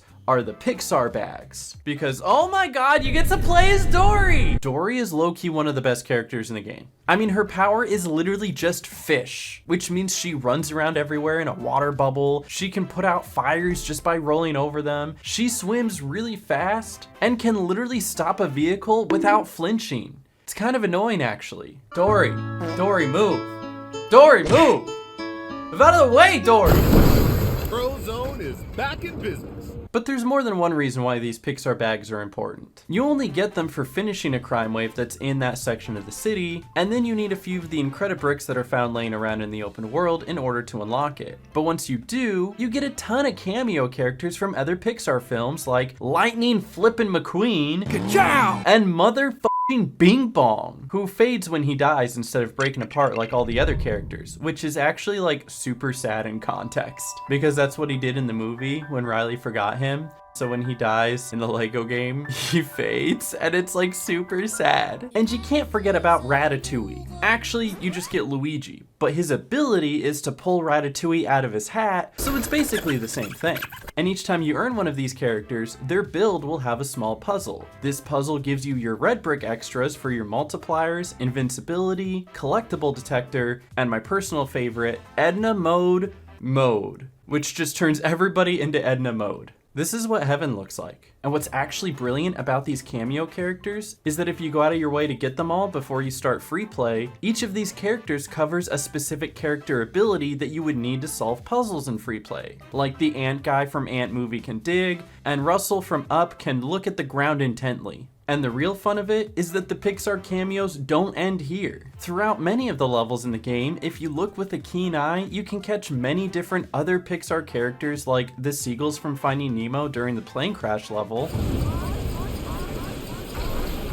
or a glimpse of the Up house in the background of the city. One of my favorites is during the cutscene with the police scanner, you hear them call out a 2319 from Monsters Inc. This is like my 4th time playing this game, and that's the first time I noticed that. It's actually amazing how much love was put into this game, and it's a real joy and treat each time I decide to pick it up and play it again, because I feel like I'm always noticing something new every time. There are a few odd things about the game that I definitely understand, but I'm gonna bring them up anyway. Like for instance, during the story of the first film, they brought Gazer Beam back to life. Maybe it's because it's a game geared towards kids and they were like, yeah, let's not talk about the superhero genocide going on, but I highly doubt that because they had the actual balls to kill a bird. Not just once, but twice. So yeah, definitely not that. But it's for sure because every LEGO game is meant to be a co-op game, so they had to add some character here for your little brother to play as when your mom yells at you because you're not spending enough time with him. And the same thing happens in the level before it with Frozone. Frozone has never been to this island in the movie, but mom said you have to let Billy play too, so now Frozone has been inserted into this level. And then outside of the general character getting stuck inside a funny thing, and the game's occasional expected crash, I don't have a lot of negative to say about this game. The levels are fun and immersive, and it was awesome being able to be Dash running across the water, avoiding the giant frisbee jets. The final bonus level has you playing as the Omni Droid and destroying a miniature version of the city. There's no real purpose to it, it's just funny as hell. The dialogue is funny and gives even more character to the characters, as well as giving great lines to characters you wouldn't normally see. like this hotel manager freaking out over his hotel being on fire. You may actually be in luck. We have had a surprising number of people checking out recently.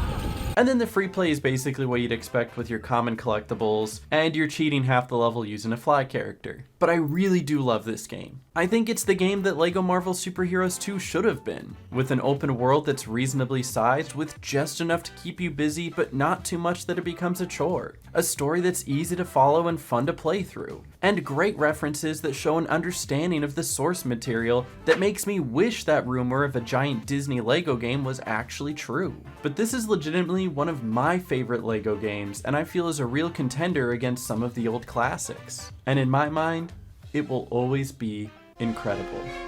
I know I said I'd stop saying that. I'm sorry. I'm the Joker, baby. LEGO Batman 4. Wait, no, sorry. I mean, LEGO Batman 4. God, there it is again. LEGO Batman 4, I can't help it. So the funny part is LEGO Batman 3 was basically just LEGO DC superheroes, which is why this game is the perfect follow-up as it's LEGO DC supervillains. Like, you know that whole half of the game in LEGO Batman 1 where you just get to play as the bad guys the whole time? That's basically this whole game, and it's great. I mean, you know the game is gonna be good when you boot it up and there's an absolute banger playing at the intro screen.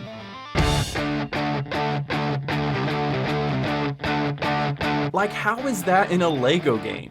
And if you think that's good, just wait until you see the game itself. And I know I just mentioned during the LEGO Marvel Superheroes 2 segment that, like, story in LEGO games just doesn't matter. Well, take that and throw it out the window, because they were cooking with this one. And yeah, I said that just so I could wear the chef hat. I paid money for this. Doesn't even fit, my ears are sticking out. But if for some reason you've never seen this game, let me break it down for you. The story follows a group of villains who all really want to get their hands on Disney's hit 2002 film, The Rookie. Okay, that's not what it's about. But you'd almost think it was because of how often they say it. Oh, the Rookie, eh? Ah, the Rookie. If that was a mother box, I think the Rookie here just absorbed all of its energy. But just about every LEGO game since LEGO Star Wars 2 has had a form of a LEGO customize your own character. I never touched upon it because after the first time I mentioned it, I just let you assume that every game from here on out had one. But this is the first game that forces you to create a character before you even start playing.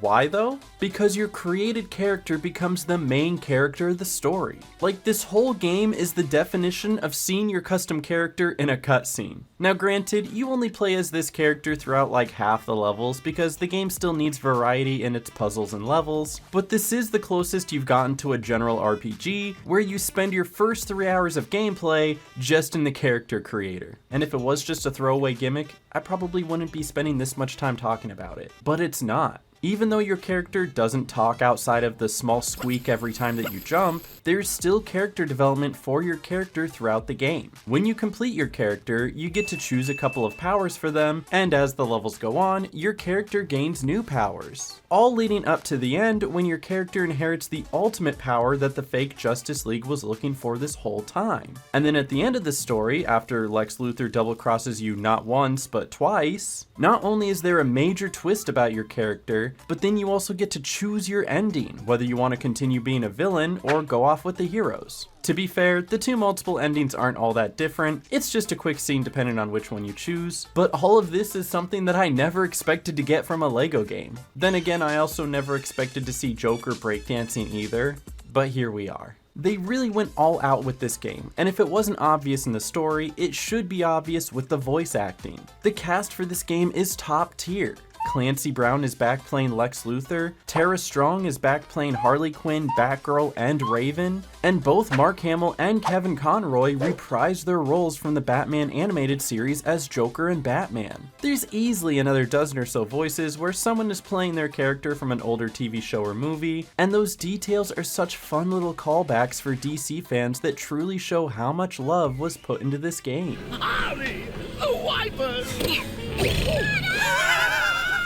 Ooh, I thought I fixed that. So I personally finished the story in just under 9 hours, and honestly that's a pretty decent length. And with the story as strong as it is, I'm glad to say that the gameplay holds up too. There's 2 different difficulties you can choose from at the start. There's the rookie difficulty and the master, which is super misleading because it's really just easy and normal. And the difference is that one gives you more hints than the other, but I'll be waiting for a LEGO game that gives me a hard mode. I want to see LEGO Elden Ring. That would be sick.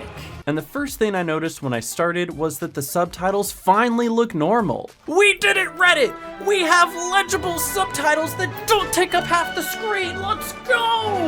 Woo! Yeah! This is also another LEGO game that just showers you with studs, especially when you have like this slide puzzle. Some people have troubles with these slide puzzles, and I totally get why. They can be difficult at times, but in this game, every time you make the right move, it throws studs at you. So you can just click and see if it gives you studs, and if it did, then you got it right. They also brought back the cooking kettle puzzle from the LEGO Harry Potter games, and if that's the weakest of all the puzzles, then we're not doing too bad here. Throughout the game, there's a lot that they continue to improve on. They brought back the bumpers from LEGO Marvel 2, and this time allowed more than one character to actually use it. There's also this new flash puzzle for speed characters that looks like that bonus level from Sonic 2, but like way less annoying. And the levels are really solid. I really mean that. I loved playing these. They're not too long, and a lot of them are really memorable. There's this one where you're running away from Hugo Strange's monster, and you kind of explore this circle while trying to avoid the monster, and when he finds you, you get this little auto-scroller trying to slow him down. And immediately after that, there's this level where you have to find Grodd by going through this Planet of the Apes looking place. And it's got a giant banana. Shout out Giant Banana. Honestly, more games need Giant Banana. Unfortunately, there is still an underwater level, but it lasts less than a minute, so if you can handle waiting for your microwave ramen to finish, you can handle this. And there's an additional 5 bonus levels at the end of the game to show where the Justice League disappeared to after the fake Justice League teleported them away. These levels are also great, but there is one of them that has this small puzzle area, followed by a boss, followed by another small puzzle area, followed by another boss. And I can't help but think that this should just be 2 levels. The post-game is a fun experience too. The free play aspect is done well with fun puzzles and collectibles throughout. They lowered the amount of mini-kits per level to 5, which I don't mind because I think it fits the size and scale of the level a lot better. The other collectibles are in the form of one unlockable character, a red brick, and a graffiti spot that you have to take a selfie with, which is definitely one of the more creative collectibles I've seen, that's for sure. But it doesn't just stop there.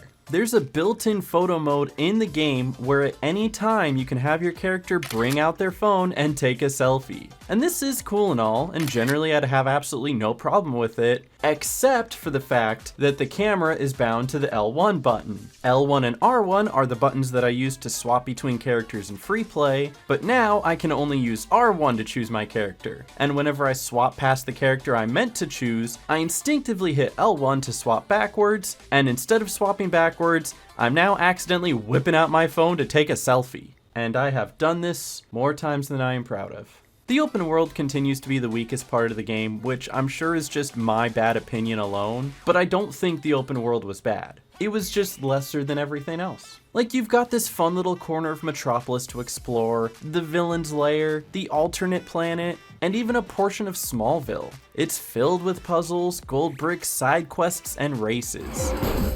One of them has you racing on a crocodile, so I actually can't be that upset about it. That's dope as hell. And if you cause too much commotion as a villain, there's wanted levels where the police try to chase you down like it's GTA.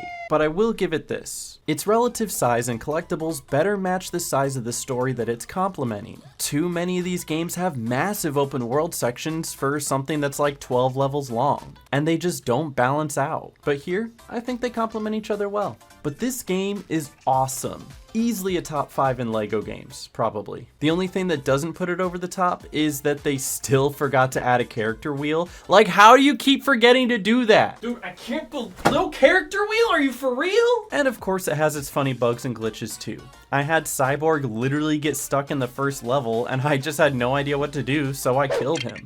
Oh, he's dead. Oh, he didn't come back from that. Cyborg died. Batman has this knack for getting stuck in the weirdest places, but whatever, bro, you do you. And in one of the Justice League levels, I accidentally killed the boss by pushing her over the edge. You see, I thought it was gonna be an instant win because that's literally what happened in older LEGO games. But nope, not here. It just soft locks the game. It just kicked nothing. There's nothing there. What do I do now? Fellas, I think I broke it. But those issues are pretty minor and they don't pull away from from the fun of the game. Like seriously, the game is that good. It actually makes me kind of upset playing a game that's that good when I know what the next game coming up is. Chris Pratt. Just kidding. None of the voice actors returned for this. The Lego Movie 2 video game is based off of the Lego Movie 2. Or is it? That's actually a pretty valid question. The first Lego Movie video game very much followed the first Lego Movie, but in this game, almost everything is done differently, and not in a good way. I really do understand the 3.4 audience review on it, so let's get into what made this game such a disaster, shall we? From the very beginning, it's already not like your general Lego game. Every other TT Lego game either has you starting in a level or in a hub world guiding you to the first level. But in the first 4 seconds of this game, you're told to go talk to somebody to start your quest. And that's exactly when I knew something was off here. While most other Lego games have a couple dozen levels, mini kits, stud bars, and extras, this game has none of that. Instead, it's a series of open world areas that has you follow a quest line. And the only basic collectible you're trying to get are these bricks called masterpieces. You get them either from completing your quest line, doing side quests, or just finding them in the open world lying around. And that is pretty much the whole game. And did I mention how many of those masterpieces you need in order to 100% the game? Oh, I didn't? Why don't you take a guess? Just guess. It'd be funny. Do you give up? Because the correct answer is none of these. It's actually 475. And that might be wrong too, because the counter in the corner says 550. And either way, that's just way too much. This is quite literally just an open world game, but stripped down to the simplest form. You talk to a guy, you do a task for him, you talk to the next guy, and you do the next task. We don't need another open world game. We have enough open world games. Just because this place looks like Borderlands doesn't mean it needs to play like Borderlands. The game is so plain, even the voice actors don't sound enthusiastic about it. Awesome! You got your builder page. You can use it to build cool new things. Yeah, awesome. You got a builder page. You can build super cool things. And I've seen some comments about how this style is similar to the Lego Ninjago movie video game. And while that's probably the closest thing that this game can relate to from the Lego series, at least with Lego Ninjago, they start as linear levels before they become open world areas for you to explore. They felt like levels first and exploration areas second. Where here, they all just feel like exploration areas first and foremost, and ain't nobody calling this a level. One of the worlds in the story isn't even a story world at all. It's just a planet where you can take any of the Lego sets you've collected or scanned and just place them in the world to build your own utopia. This is just Lego Worlds. They took Lego Worlds and they put it into this game for some reason. And the core game mechanics when it comes to problem solving doesn't even come down to player abilities. You get your one main character that you can swap at any time while playing, and no matter who you play, you just collect new abilities that go to your hotbar as you go along the story. Some of these abilities are fun, like later when I got the jetpack and used it to just skip every puzzle, but the one that you're going to use most is just building stuff.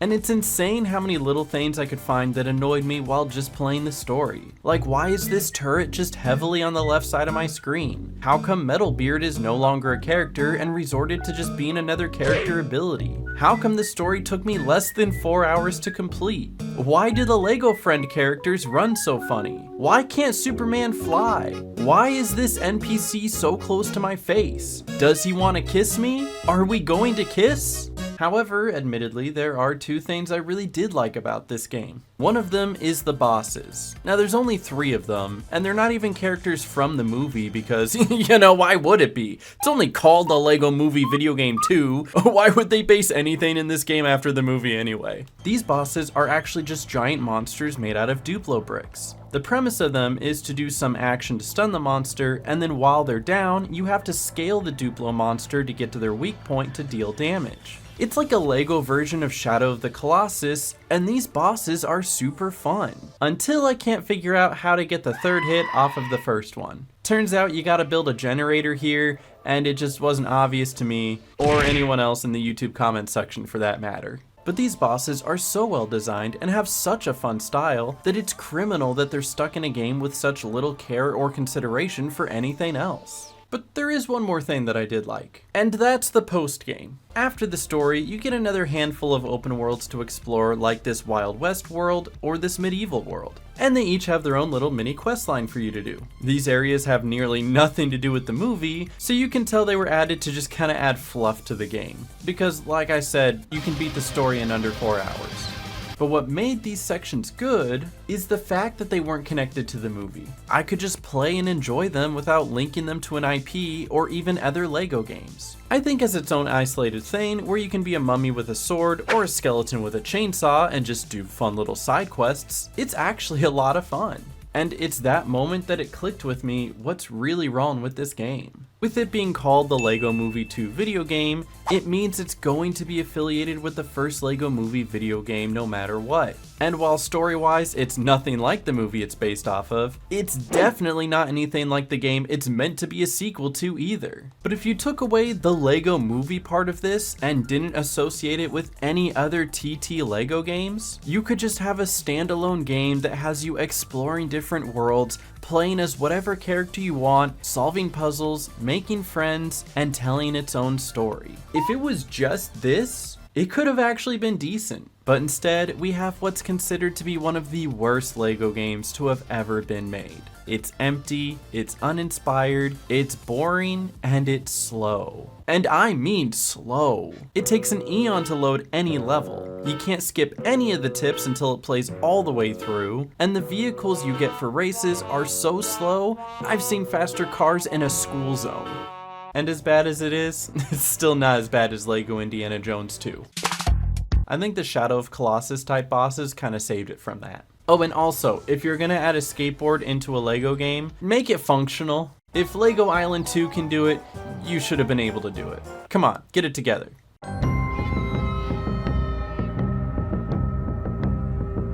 It's all built up to this. The accumulation of every single update, every single change, and every single enhancement from every LEGO game up until this point. We have LEGO Star Wars: The Skywalker Saga, and it is by far the biggest LEGO game yet. It took the longest to develop, it got delayed twice, and there hasn't been another LEGO game from TT since its release. Unfortunately, 2K Drive doesn't count because it's not from Traveler's Tales, no matter how much fun that game is. The Skywalker Saga covers all 9 of the mainline Star Wars movies, even the 3 that aren't canon, with a whopping 45 levels, 24 planets, 350 plus characters, before DLC mind you, and 1,200 of their completion bricks called the Kyber bricks. So it's massive. That's been established. But is it the best one yet?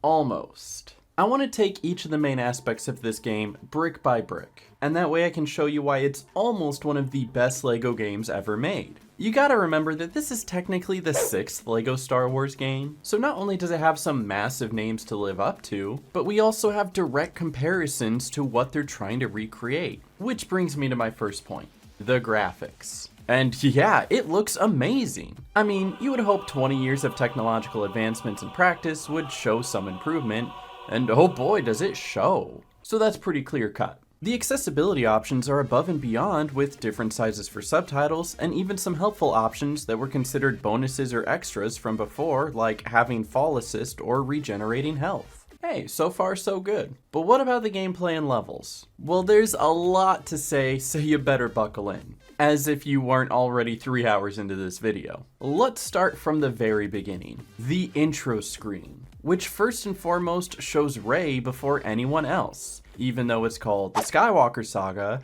and she is not a Skywalker. I don't care what she said at the end of episode 9. Rey Skywalker. Okay, obviously a joke. Again, 3 hours into the video, I hope that we've caught on to that. Let's talk about the actual game though. Starting from the beginning.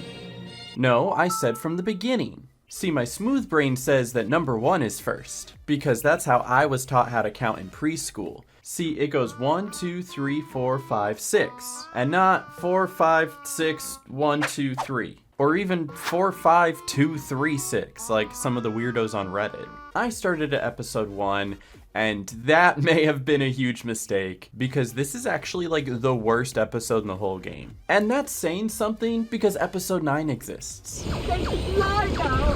They fly now! They fly now!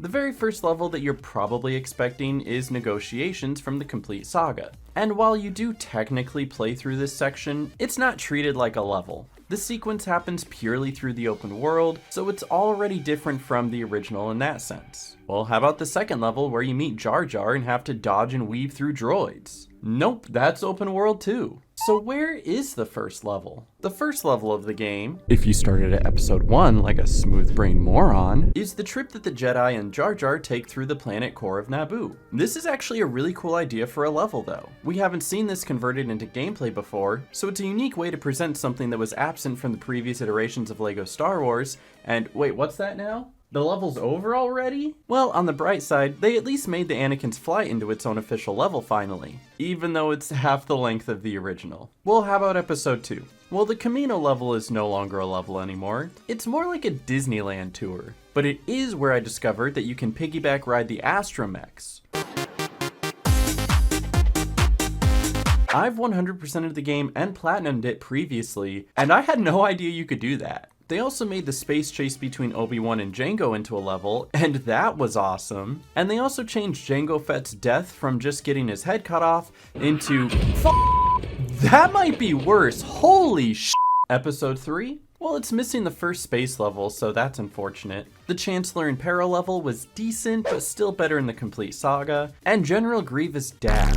So uncivilized. The Kashyyyk level is better though, but maybe that's just because I'm biased. Oh, the big thing's back! Looking back through all the LEGO games I've played and how bad some of the levels in those games are, maybe I was too hard on the Kashyyyk level from the first LEGO Star Wars. And of all the levels that they could have added and didn't, I'm surprised they didn't make a boss fight out of this scene between Mace Windu, Kit Fisto, and Palpatine. And no one else apparently, because there definitely wasn't anyone else in that scene. At least nobody who contributed to the fight. And episode 4 starts out strong. I mean, look at this Darth Vader entrance. Ambassador, shall we begin negotiations? Ooh, chills. And they even brought back the nipple troopers! This episode has everything! Episode 5 has all of this build up towards finding Luke and the Wampa, but you don't actually get to fight the Wampa, which is probably a missed opportunity. And then all of Dagobah is just open world. So what, you're telling me Hoth gets 2 levels and Cloud City gets 2 levels, but Dagobah doesn't even get 1? With episode 6, I feel like just about every level here is better than the original. This indoor level is better than the one in Force Awakens, and that one is better than the one in the complete Saga, and if you disagree with that, that's totally okay. I've probably had like 5 bad opinions so far in this video. And I think the episode 7 levels are at least all better than the ones from The Force Awakens. The first level actually has alternate paths and puzzles that you can take to sneak out of the First Order base, so at least there's some ingenuity. And I mentioned it before, these levels are good enough to make me think that I played through the Force Awakens video game, when in reality I just played this. And then episodes 8 and 9 exist, though they probably shouldn't. There isn't anything from before to base them off of, so you have to take them at their own merit, and they're just not as good. They're not. A lot of that has to do with the fact that they were based off of terrible movies, so like, what are you gonna do? So this leads to the 2 main problems with the way the story goes and the game in general. First of all, parts that you expect to be levels just aren't. Like, not just the fact that they've been relegated to open world sections, but some you don't even get to play at all. You know that epic ending to episode 6 where Lando flies the Falcon through the Death Star as it's exploding and narrowly makes it out alive? It's one of the better levels in the complete Saga, and it just doesn't exist in this game. It's been chopped up to nothing more than a cutscene, which is just an absolute travesty, by the way. It would be like taking the Boulder level out of Indiana Jones, and I'm still never forgiving you for that one. So every episode now has 5 levels, where they each had at least 6 before, and I really feel like each of these episodes could have benefited from that extra level. Like, I know it's a big game already, but if you're gonna go all out with a LEGO game, go all out. And the second part is that some of the levels are just so short. Literally some of the shortest out of any LEGO game. Well, not all the levels, of course, because some of them are really good. They provide great gameplay and still let you live out some of the best parts of Star Wars. And also Anakin doing this funny dance. But some good examples of these levels are like the Droid Factory level, the Cloud City level, and the first level of Episode 4. But maybe it's just that Darth Vader entrance. I've still got chills about it. All of these levels are huge and have multiple paths to explore. But then there are some levels that are just one section with no room for exploration at all, like the arena level from Episode 2 or the Gungan battle from Episode 1. I like that they made it into a level, but I don't like how one-dimensional it is. And unfortunately, the story and the levels are such a fundamental part of any LEGO game that if those aren't up to par, then the entire game is going to be fundamentally weak. You know what's not weak though? The vehicle levels. Except for the Hoth level. Like, whose idea was it to have white circles on a snow planet? For any space level though, you get this whole third dimension to work with that allows for a really smooth experience. Except the part where you have to actually hit the buttons. To get the full experience of flying, you have to hold the acceleration button while also having both your thumbs on the sticks to control your movements. So you end up with this claw way of holding your controller that makes it look like you're a Call of Duty trick shotter. There's no Gunship Cavalry level anymore, that's also been demoted to just a cutscene, but the pod racing level is actually pretty good. It takes a bit to get the handling down, but once you do, you get this first-person view and a mini-map that actually feels like one of those genuine Star Wars pod racing games that I was always so bad at. Now this is pod racing! But any part of the story that isn't a level is definitely a little bit lackluster. LEGO games foundationally built a reputation off of their unique level design and mechanics. So when half the game is either an escorting mission like something out of Assassin's Creed, or just going to the next waypoint and hitting continue story, it's not going to be as well received. Which is too bad because it's obvious just how much love and detail was put into this game through its many references and Easter eggs. I mean, look what happens when you go AFK with Anakin. They didn't have to add a special idle animation, but they did anyways. So with all of the hello there, and the I have the high ground, and the I am your father, they obviously knew the assignment. So seeing there was extra time put into these moments makes it hurt a little more when there wasn't the same amount of love put into some of the level designs, or even missing some levels completely. And while those are the main issues of the game, there is so much more that they do right. The free play levels are a ton of fun to run back through, except for the fish level because it lags worse than McDonald's Wi-Fi.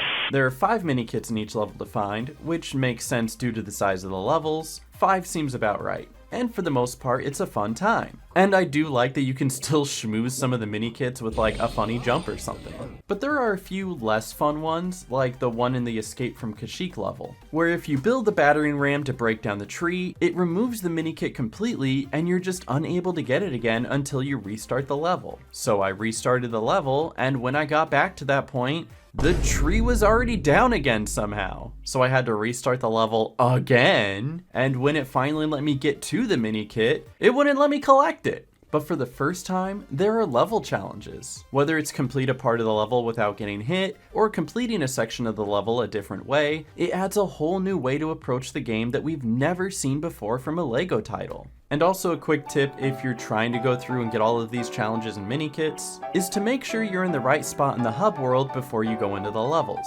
And here's what I mean by that. When you land on a planet, there's this whole cutscene of you landing your ship and exiting out into the world. And if that was your last known entry into the hub, it's going to play that same animation again between levels. So instead, when you're on a planet, just go enter and exit any doorway, and that way when you enter and exit a level, you'll enter the hub world again from that door and load in way quicker. And then you can get to the next level much faster. So follow for more helpful tips.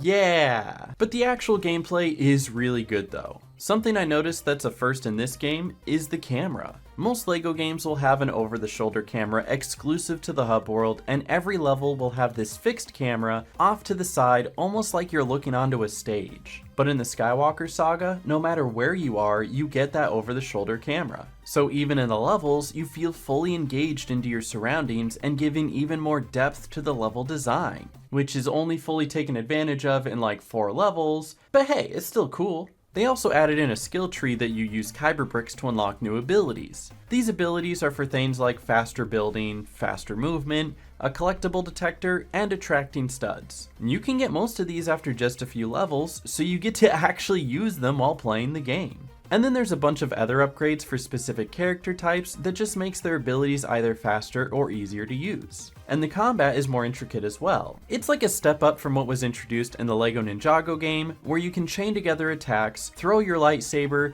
and keep mixing it up so the enemies can't block. Oh, and you can also pick up enemies with the Force and just launch them into the air.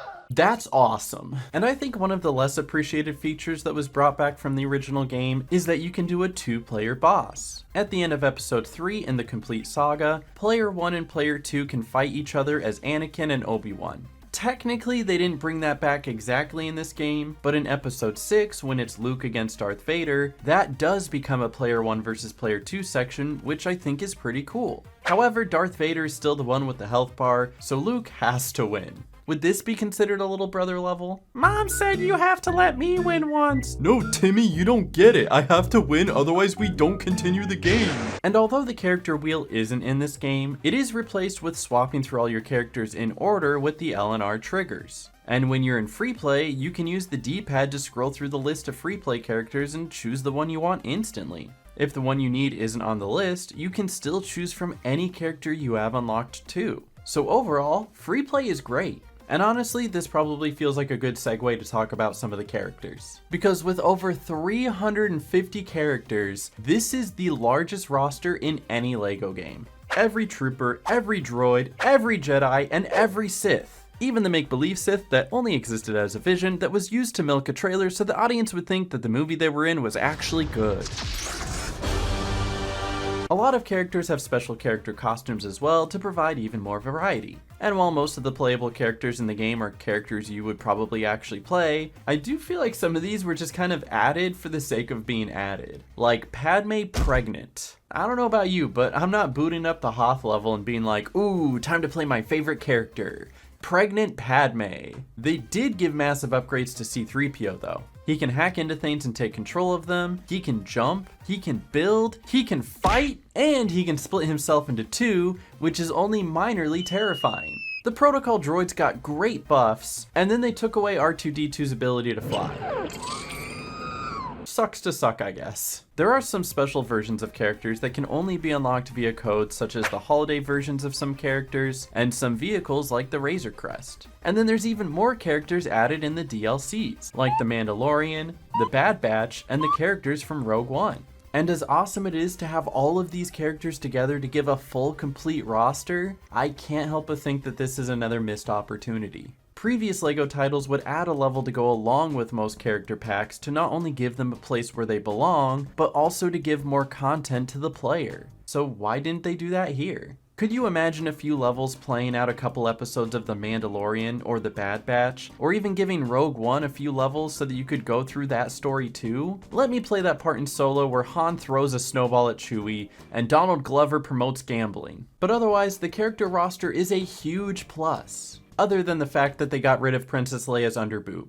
Otherwise, huge plus. The other massive plus is the massive world. I've talked about how the size of the open world should match the size of the game, and when the game has 9 movies to go off of, the world is going to be massive. There are 24 planets to explore. I mean, technically Endor is a moon, but you know what I mean. But that's like 2.5 times our current solar system. Or is it 3 times our solar system? Is Pluto still a planet? Multiple planets have several sections of the planet to discover. Just on Coruscant alone, there's the Federal District, the Senate Building, the Jedi Temple, and the Uskrew District.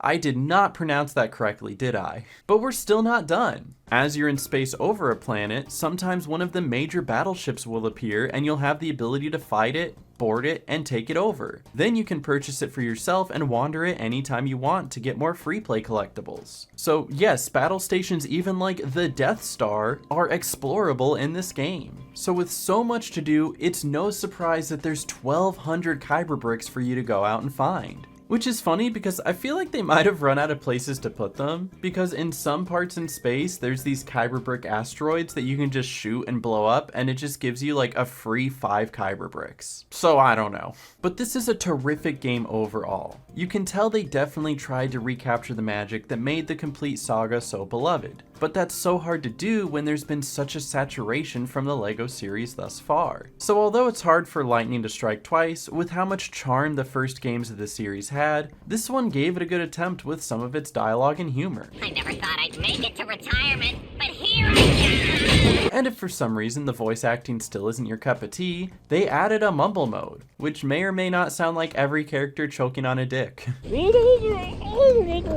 But it's available from the very start, so you can use it to give the characters that beloved grunt that they used to do. Just make sure you turn it off before you get to the sequel trilogy, because it absolutely will break your game. It happened to me the first time I played this upon release, and I wasn't willing to risk it again. Okay, we did it. It's here. Now what? Luke, I get it. You look very cool. You're a ghost. You can use the Force. Why isn't the game progressing? We're just gonna click a different episode and then come back. Nope. We are still stuck right here. It says recover Luke's X-Wing. It's right there. I found it. I've recovered Luke's X-Wing. All right, let's find exactly where they are in here. That's a collector's item. Why isn't mine doing that? What? Hello? Ah! But this game is actually great, and it could have been legendary if the levels and story had a little bit more heart put into it. But of course, there's gonna be bugs because it's a LEGO game and LEGO games have bugs. So instead of complaining about the story more, I'm just gonna complain about the bugs because it's kind of funny. Like the new upgrades available overlay that won't get off my screen, whether I'm in a cutscene or even completely quit to the main menu. Like it's even still there in the credits. Dude, what? Or how about Han Solo walking his invisible dog? And it's just not a LEGO game if it doesn't glitch out during a cutscene and soft lock the game a little bit. It was stuck like this for like 5 minutes. But it's incredible. No, not that incredible. But it's amazing that 20 years of LEGO games have come together to bring us one of the most full experiences of a LEGO game yet. I'll still always recommend this game because of just how much they were able to put into it. The worlds, the characters, and the references that still make it one of the best LEGO games of all time. But still not better than the complete saga. I'm sorry, it's just a better balanced experience. Sue me. But the Skywalker saga is still amazing and a worthwhile conclusion to the past 20 years of LEGO games. Except for the sequel trilogy. Just don't play the sequel trilogy. So, where does LEGO go from here? It's hard to say what TT Games is working on next because the last rumored project they had was with Disney. There was supposed to be this giant epic LEGO game featuring a bunch of Disney worlds, kind of like the Skywalker saga, where instead of each planet, it was like a Disney realm. And that sounded really cool up until that was canceled. I'm assuming it has to do with the fact that Disney shifted its focus from working with LEGO to then working with Epic Games to bring their giant collab there. And no, that does not mean they're bringing Mickey Mouse to Fortnite. Don't expect to be shooting people as Goofy. And I was gonna bring up a clip of Mickey dancing, so I typed in Mickey flossing, and the only thing that came up was Mickey Mouse teaching kids how to floss. I tried, guys. So nobody really knows what TT Games is working on now. Not that LEGO has stopped making games, because there's been a few good ones. LEGO 2K Drive came out, and I enjoyed that one quite a bit. And there's even a new announcement for LEGO Horizon Adventures to be coming out later this year. The style of this kind of looks like the LEGO Ninjago movie video game and the LEGO Movie 2 video game, but I don't necessarily think that's a bad thing, because with those games, they had this expectation being made by TT Games to reflect the other TT games. And when they didn't, people weren't happy. But this is from Guerrilla Games in a collaboration with LEGO, so it can really be whatever it wants to be. And I think that could turn out really well. But unfortunately, there isn't really a whole lot more information about it. All I'm saying is don't expect it to be like level-based with true Jedi status and studs. It might be that, but it might not be that, and that's okay too. So that's what we have for the foreseeable future, but I'm sure you probably have a question on your mind after watching this entire video. How do all of these games rank? Because of course I did rankings. What do you think, I'm just gonna play every single game of a series and then not rank them? Kind of a YouTuber would I be? So over here you can see how I've put everything. I tried to keep S rank for the really special games, but anything like B rank and above is still pretty good. Up in S, we have the LEGO Star Wars Complete Saga, LEGO Marvel Superheroes, and LEGO DC Supervillains because I thought all of those were absolutely above and beyond. There's still some good ones down in A, like the Skywalker Saga, the Lord of the Rings, the Incredibles, LEGO City Undercover, the LEGO Movie video game, which I know people are going to disagree with, but I liked it, okay? Both the LEGO Harry Potters, LEGO Batman, LEGO Pirates of the Caribbean, and the LEGO Marvel Avengers game.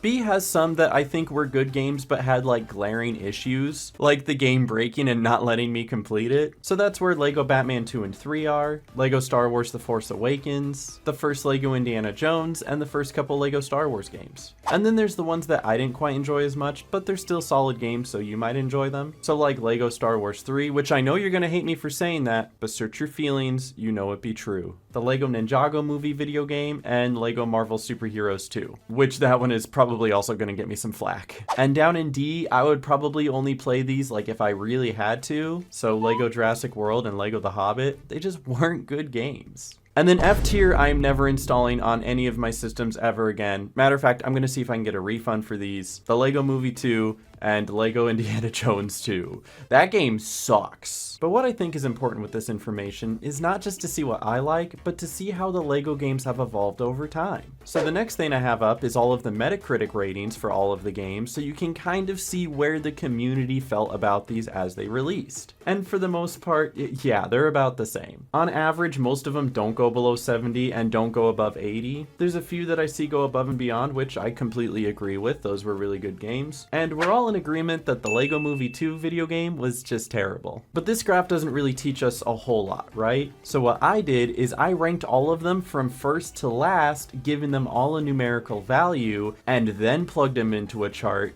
to really see how good they got versus how good they didn't, and this is what I ended up with. You can see from the beginning, it started off a bit strong and then immediately plummeted. But then it started to grow a little bit, and you can see where there was a good chunk of video games there in the middle. Immediately after that, you have this cluster here where it's just a bunch of not great games with maybe 1 or 2 good releases mixed in. And then once we get closer to present day, you can see that that's where a lot of great releases were, with one outlier being the LEGO Movie 2 video game. That one was just so bad, guys. But it really does tell a story about how LEGO started off so strong and then kind of slipped and fell from grace for a little bit before coming back even stronger. And if anything, this shows me where a lot of people started losing interest in these games, but is giving us confidence that the next upcoming projects could actually be really good. So hopefully all of this information provides something to this video. I thought it was really neat, but then again, I'm just kind of a math nerd. And if you stuck here all the way until the end, I really do want to thank you guys for hanging out, watching this video, and being part of this community. If you like videos like this, I did a shorter video where I played Sly Cooper 3 times, and you can go check that out on the annotation there. And also on the screen, you're going to see a lot of the people who helped make this video possible by supporting me over on Twitch. Genuinely, from the bottom of my heart, thank you guys for watching this. I want you to leave a comment telling me what your top 3 LEGO games of all time are. Leave a like if you enjoyed, and share with your friends, and subscribe, please subscribe, please.